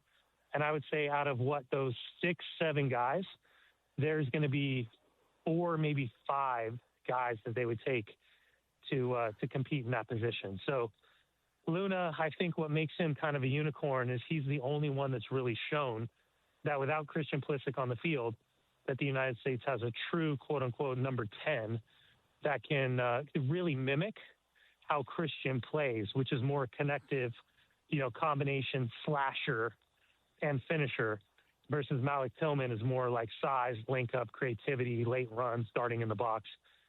So maybe Luna's profile is one of the things that could be his biggest benefit, even though it's one of the things throughout his childhood and early career he was judged on the most. Who's going to be, in your best guess, best estimation, because it felt like, watching the U.S. men's national team over the course of the last cycle, a lot of quality in the midfield and some pretty solid players along the back line, but a rotating spot at number 9. Who do you think locks that in prior to the start of the World Cup, Dunny? Yeah, I think it's already locked. I think it's Flo Balogun. Okay. He was the Englishman who came out of Arsenal. He switched his allegiance maybe 2.5 years ago. He just scored 2 goals against PSG in Champions League 2 weeks ago. I think he's the undisputed number 9. I would say Ricardo Pepi, who's at PSV, who Greg Berhalter unceremoniously left off the World Cup roster in Qatar. I think Ricardo, he was supposed to go to Fulham during the January window. It fell apart. He had broken his forearm sliding and redirecting a ball into the goal and scoring a goal, broke his forearm. It was a really weird, complicated injury. But he's back, he's scoring. He would be my number 2. And then a mixture of Haji Wright, who's at Coventry City, who played at the last World Cup. He's in there. And then my 4th, I would not take Josh Sargent, who just left Norwich City and signed with Toronto FC. I would take Patrick Agyemang, who is at Derby County now after starting his career at Charlotte. He's a crazy story, much like Luna. Late developer, effectively played at every level of college. And right now made it to the English Championship. And I believe he's got like 14 goals since transferring in the summer for Derby County. So those would be my 4 guys with Flo Balogun. For Lauren Balogun, he would be my number 1. How does, as you're well aware, I entered this soccer space with like less than 0 knowledge about the sport, about how it worked. I mean, I was stunned when I found out that once you took a player out of a game, you couldn't put him back in. I was like, just sub him back in. Like, I knew nothing about it. And so I can remember our first year when I found out we were losing Clint Mathis and Eddie Pope to national duty. I was like, no, they're 2 of our best players. They can't go. They have to play for us, because I had no idea. And I remember because I was talking to Clint about, why players want to play for the national team so much and what the motivation is. And back before Clint bought his house up in Park City, he used to get his mail delivered to the office. And I can remember one day he knocked on my office door and he had an envelope. And he said, if you're wondering why we all want to play for the national team, just open this. And it was his check from just a camp call-up. I'm like, okay. So, I know there are several good checks to get. Yes, indeed. I know there are several reasons why players want to play for the national team and want to play in a World Cup. But, for Diego or any player, quite frankly, how does your life change once you become a player that has represented your country in a World Cup? So, unfortunately for me, I never got there. I was close, but I could never break through that glass ceiling. And I was on the outside of the build-up to the '98 World Cup, and had a different manager been in charge, I might have had the opportunity to be in a World Cup, but it just didn't happen. But having watched guys Like, my first roommate as a pro was Alexi Lawless. When Alexi Lawless and Marcelo Balboa and Tony Miola, John Harkes and Tab Ramos and all those guys, Eric Winalda, like, those are my heroes growing up in Southern California and watching them at the Rose Bowl and, the preparation. And then to be roommates with Alexi when he had the long hair and the goatee, and we'd be sitting in the room and, like, his Powerade commercial would come on with, like, his Adidas commercial right afterwards. And he had to walk around every airport with a hat on and glasses on. And I mean, this is in the days of autographs, and, he couldn't go anywhere. And I remember him saying, and he's actually the reason why I wanted to be in television, because I watched him, and the power of his celebrity was so intoxicating as a young kid, as a 20-year-old, watching this happen. And I remember just trying to mimic the way that, he handled the press, even down to, walking around and shaking hands and saying hello and, getting to know everyone's name, but then how he would brand everything and how he would talk about, the upcoming games and the location, the television times, the kickoff times, how you could watch all this stuff. And then he said one thing to me. He's like, I never thought that me growing up in Michigan would have the opportunity to learn Italian because I was scoring goals against Inter Milan and AC Milan because of playing in a World Cup and getting the move to Serie A to play for Padova. And then to get to know all the other guys and see, like, the celebrity of a guy like Toby Jones in Southern California, or, like, it was just incredible to see. So, and I was with Diego Luna in Columbus in the summer after the game against, Japan. And we were in the airport together. We were on the same flight flying back. And the amount of people that were stopping and going out of their way just to talk to him and get a selfie with him, the new form of autograph. And, I was like, how is it? He's like, dude, I can't go anywhere. Like, everywhere I go, people recognize me now. So, that fine line of infamy and being famous. So the World Cup, man, Spence, you make a World Cup, it changes your whole life. I mean, being captain of the Olympic team and scoring that first goal for Real Salt Lake are two things that to this day people, still reference, and something that was a split second in terms of a moment and an experience for me. So, the money's life-changing, the celebrity's life-changing, and the pure and simple fact is if you make a World Cup roster, you're effectively extending your career for 2 to 3 seasons, because all of a sudden you've earned a little sweat equity that nobody else has. Well said. All right, a few minutes left. Let's move over to RSL. Let's look back before we look forward. And we sent Seattle back up to the Pacific Northwest with another loss. Go drink strong coffee and listen to bad grunge music in your face. I want you to bring – that was a little aggressive. It's been a long day, as you know. So we recorded our TV show earlier. I'll take this opportunity to tease Talkin' Real tonight, 10:35 KMYU. I like the way you articulated who you believe RSL's actual rival is. So explain that for our radio audience. Yeah, listen, from the opening day, the very first game was against Colorado Rapids. It was Rocky Mountain Cup. And, to feel that power all the way back in 2005 and, something that everybody wanted to make an organic regional rivalry, I always understood. But for a while, I thought that Sporting Kansas City was probably the biggest rival until they completely fell off the map, 4 years ago. But I've always looked at Seattle, whether it was Ziggy Schmidt or Brian Smetzer, as the rivalry. When Garth Lagerwey left Real Salt Lake, he ended up in Seattle. When Craig Weibel left Salt Lake, he ended up in Seattle. When Albert Rusnak wasn't offered a new deal, he ended up in Seattle. Danny Musovsky, even though he's a non-player character, he ended up in Seattle. When Freddie Juarez unceremoniously 4 years ago, basically put in his notice, he quit on the team to become an assistant. He was a head coach, Spence. Mm-hmm. I was always under the impression that being a head coach was the goal for everybody, but as a head coach, he stepped back. He wasn't too happy about, being unsure of what the future held, and he became the assistant coach in Seattle. And since then, by the way, a little sub note, little tack on a statistic, Seattle has never won in Salt Lake since Freddie Juarez left to become the assistant coach in Seattle. So I just feel like it's one of the organic rivalries. Whether you go back to the 2009 MLS Cup championship in Seattle against LA Galaxy, or you go back to, some of the not just the in-season dominance by RSL at America First Field. It just feels like for Seattle or for Real Salt Lake to have a strong playoff run and try to make it to a Western Conference final, they inevitably end up smashing into each other at some stage. So and maybe I'm wrong, maybe I'm out of pocket, but I've always viewed Seattle as the biggest kind of pseudo rival that's been organically created because of their kind of Western Conference status over the years. Yeah, all of the ties you just outlined are pretty remarkable, and obviously Kurt Schmidt is working for RSL, so there's quite a few things. All right, what were your main takeaways from the match itself? Part of me, and I'll kind of just concede to your expertise here, I actually felt like they played a little bit better in Vancouver, even though they lost that game. I felt like Seattle, for the most part, had the better of it. But look, you finish your chances, you get 3 points. What stood out most to you?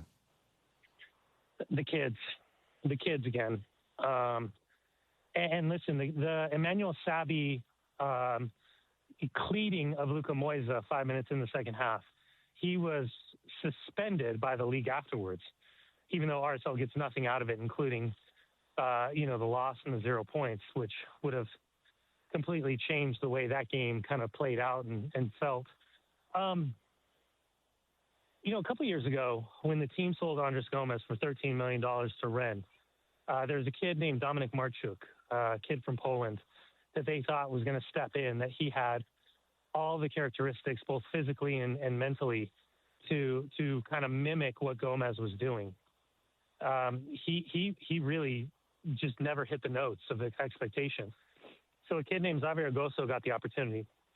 And Gosso effectively became the next season's Emeka Eneli, the outlier who nobody really predicted would be an important piece to the puzzle like Eneli was the year before. And Gozo, while navigating U.S. under-20 international responsibility, very quickly, I think, proved to not only the coaching staff and Pablo Mastroeni, but those around the league that this kid has something that's a little bit different than the other kids in his age category, as well as being, just a physical animal in terms of like all of his numbers, all of his, behind the scenes sprint to recover ratio, amount of ground covered, and just overall, I think, real maturity in his performances. So he's a 2007 born player. So we're all kind of like waiting to see what the next group looks like. And because of all the injuries, because of the issues that the team has been dealing with registering players, and this is something for every sport because it's just part of the political climate right now. The next group was the 2008 group with Herzakani and Luka Moisa. And I've been listening to Tony Beltran and I've been listening to Jason Kreis constantly talk about those two players coming through the academy system because I'm always trying to keep an eye out and an ear out for who's the next group that's coming through. And these were always the top two kids that they were talking about. So Gozo has been fantastic. Herzakani, on his debut at home, it's his second game as a pro, he had a great goal. And Luka Moisa has been fantastic to the point where I think those two players, Herzakani and Moisa, are going to make it really, really difficult for Pablo Mastroeni to decide how he's going to manage that situation. Because the club as a whole, underneath Miller Sports Entertainment, has spent $14 million this offseason in strengthening this roster. And in particular, on those two positions, where you talk about Stein as a Dutchman, 30-year-old defensive midfielder, which will provide immediate competition and or an upgrade over Moisa, or Gila Vogi, who Herzakani, he's never going to compete with a guy that costs, $5-6 million. So you're in a very unique balance of how do you develop young players and give them that opportunity? And yet at the same time, if ownership is going to give you that type of money from a sporting director or general manager's perspective, you need these guys playing to justify that you spent their money, ownership's money, correctly. So it's a very interesting conversation, but yeah, it's about the kids, man, right now. It's from the days of Bofo Salcedo and Justin Glad and Aaron Herrera, Brooks Lennon, etc. Now I think we're seeing kind of this recycling and investment that Tony Beltran and everybody involved in the academy, Justin, all those guys have been doing such a fantastic job recently. I think now it's more about the fruits of the labor that more of the general RSL public gets to see, as opposed to those that are really deep dive MLS After Dark in tune with what's happening at RSL. I'll squeeze a two-parter and then set you loose. Atlanta is the opponent coming up on Saturday. My understanding is it's kind of a tricky venue. And then attendant to it, since you have the ability to watch tape on a lot of all these guys, quite frankly, in a way that most of us do not, we should see Guy Lavogie get a start, right, in the 11. Yeah.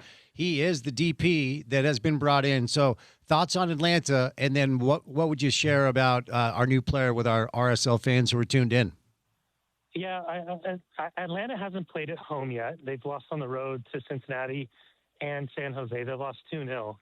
And that was not what was expected after Tata Martino returned to the club.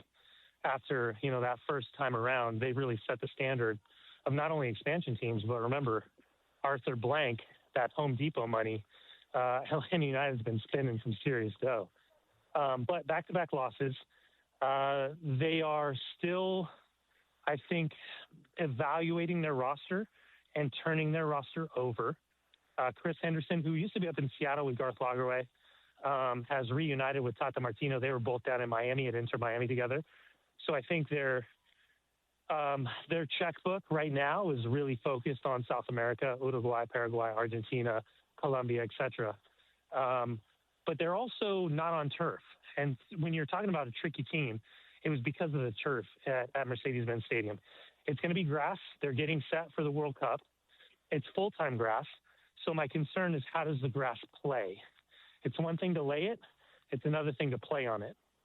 So that'll be the trick. Miguel Almiron, Latte Las, I think, was 17, 18 million coming over from Borough at the start in the championship of 12 months ago. Lob Janitze is going to run his tail into the ground. They've got some bite in the midfield. But as far as Guy Lavogie will go, I'll just say this, Spence. I told you this. Guy Lavogie, Goso, Olatunji, Luna, they were doing kind of a passing movement drill to try to showcase kind of their ability in terms of tight spaces, moving off the ball, and build up play against kind of quote unquote phantom opponents, phantom defenders. Spence, when I say that this is going to be the most athletic team that I've ever seen in Real Salt Lake colors, I'm not joking. For those that are paying attention and listening, and they have a little bit of MLS knowledge, I would describe Guy Lavogie as a guy who runs and moves like Denny Bwanga down at LAFC. I use that as a reference point because I'm not talking about the goals scored. I'm talking about the athleticism and the intelligence they possess in terms of quick combination play and getting down to the flanks. And I think by the end of the year, now I would actually say by the return of the World Cup, I think if people are talking about Real Salt Lake, I think they're really going to be talking about that right-hand side of the attack between Guy Lavogie and Xavier Goso as two of the most difficult attacking players to deal with as a defense. But also, when we talk about dynamism, I just think that they have something that looks a lot different than other people in Major League Soccer. So credit to the staff. We'll see if I'm right. I think RSL is a top 4 team in the Western Conference. But they got a lot of work to do, obviously. Donnie, you're the man. Appreciate the time. A lot of good stuff there. We'll set you loose, and we'll chat soon. Be good, okay? Yeah, of course. Same to you and Porter. Talk to you guys. All right, the great Brian Dunseth, RSL original, the captain of an Olympic team that had Landon Donovan and Clint Dempsey on it. Donnie was a high-level defensive soccer player for a number of different years. Of course, scored the first home goal in RSL history against Colorado at Rice-Eccles Stadium. That's where Utah plays football. It's a real thing. All right, we'll catch a break. I've been tracking this Jazz-Wizards game because I'm just fascinated to see how this is going to go. We'll do a little NBA coming up on the other side. The Mammoth made a trade, and it is the 36-year anniversary of one of the saddest stories in the history of college basketball. We'll tell you what that is. 5 o'clock hour of the program. Rolling along. Keep it right here on ESPN 700.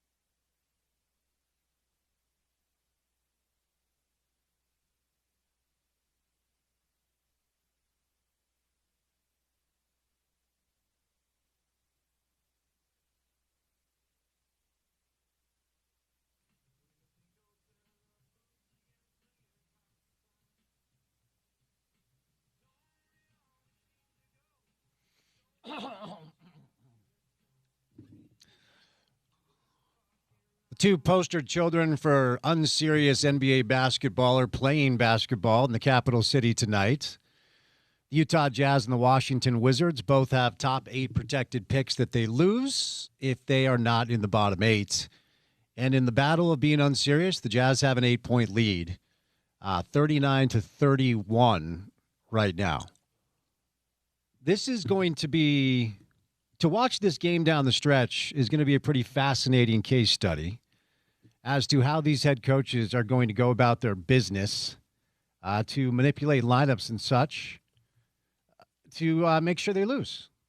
Now, tonight will end this historic streak. So, for anybody that was curious and wondering whether or not all the noise about literally 10 teams in pro basketball tanking being true, I present the following. As of tonight, the bottom 10 teams in the NBA have combined to lose 44 straight basketball games. 44 straight basketball games have been lost by the bottom 10 teams in the NBA. Now, there's only one team here that gets a pass.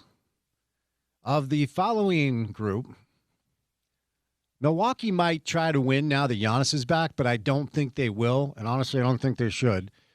So it's Milwaukee, the Chicago Bulls, the Washington Wizards, the Brooklyn Nets, the Indiana Pacers, the Memphis Grizzlies, the Dallas Mavericks, the New Orleans Pelicans, the Sacramento Kings, and your very own Utah Jazz. Those are the 10 organizations that have come together to make the decision that we will actually intentionally try to lose in an ecosystem where, historically speaking, you have been encouraged to actually try to win because that's what competitors do in the landscape of sport on any level. I don't fathom the mentality. I understand the approach. But of those 10 teams, only the Pelicans get a pass. It's pretty pathetic, but they're trying to be good. They're just really, really bad. Every other team has either shut players down, manipulating lineups, doing everything they can to potentially lose so they can hold on to their draft pick and their opportunity to maybe draft a generational player. And that's what this is all about. But everybody else, no excuses. It's a massive problem. We'll see what Adam Silver elects to do about it. But the Jazz are in Washington tonight. Let's see who Will Hardy went ahead and started, because that's always an interesting thing here to see what we're doing with lineups. All right. Oh, my gosh. All right, starting lineup tonight for the Utah Jazz. Kyle Filipowski, Cody Williams, John Conchar, Isaiah Collier, and Ace Bailey. Your boy Blake Hinson has played 10 minutes, former Pitt Panther. Mo Bamba getting some run tonight. Bryce Sensabaugh has played 7 minutes. Elijah Harkless has played 5. Keontae George is not playing tonight. He had 30 last night. No minutes for Kevin Love, Oscar Tshiebwe, or Svi Mikhailuk. And, of course, Lauri Markkanen, Jaren Jackson Jr., and Yusuf Nurkic are not playing either. Brian Keefe is the head coach of the Washington Wizards. Let's see what Brian elected to do as far as his lineup goes. Leaky Black, Julian Reese, Bilal Coulibaly, who's a good player. Trae Young is playing tonight, and Trey Johnson. Let's see. Bob Carrington is playing. Will Riley's getting some run. Imagine being a casual NBA fan and going to this game. How many of these players on either side do you think just a random NBA fan on vacation in Washington, as you do, to see the nation's capital and take the tours, says, all right, I got a free Thursday night. I'm going to check out an NBA game. I'm talking about a non-Jazz fan and a non-Wizards fan, just a casual basketball observer, walks into the arena, sees these two teams playing. How many players do you think this casual NBA fan could actually name? Oh, in this game, maybe a couple, but it might not be any. Trey? Trae Young is probably the one guy. Right, and you're like, oh, that's that little guy from Oklahoma. You haven't been watching him in the league. Right. Outside, I mean, Atlanta hasn't been great, even though they've had some entertaining basketball. But, man, this is what we've got until we reach, like, I want to say the last few weeks of the regular season when seeding starts to get clear and it comes into play. But on the bright side, until then, we have tournament basketball on the college side. We have postseason basketball on the college side. So we have hoops. It's just not all necessarily intriguing hoops. No, certainly not on the NBA side. I've referenced this before, and we actually talked about it for a segment today. The influx of international talent, young international talent, coming to play at American colleges. And really good high-level players, instead of maybe making the NBA and taking a chance and landing in the G League where you're paid $60,000 and you have to stay at La Quinta, have elected to go to college and make a couple $100,000. It's made the college basketball on-court product really good. So many nights, and I'll be honest, I would never do this back in the day. When it comes to this job, of course, I'll watch every Ute game. I'll watch every BYU game and every Aggie game that doesn't start at 10. But more often than not, this time of year, I'm watching NBA basketball. Getting home, walking the dog, making the dinner, I'm watching NBA hoops. Once upon a time, every Jazz game, I still try, because, you're a sports talk radio host in Salt Lake City. I have found myself almost on a nightly basis heading over to the college stuff, even if it's not great college games. Tonight you got Michigan, Iowa out of the Big Ten.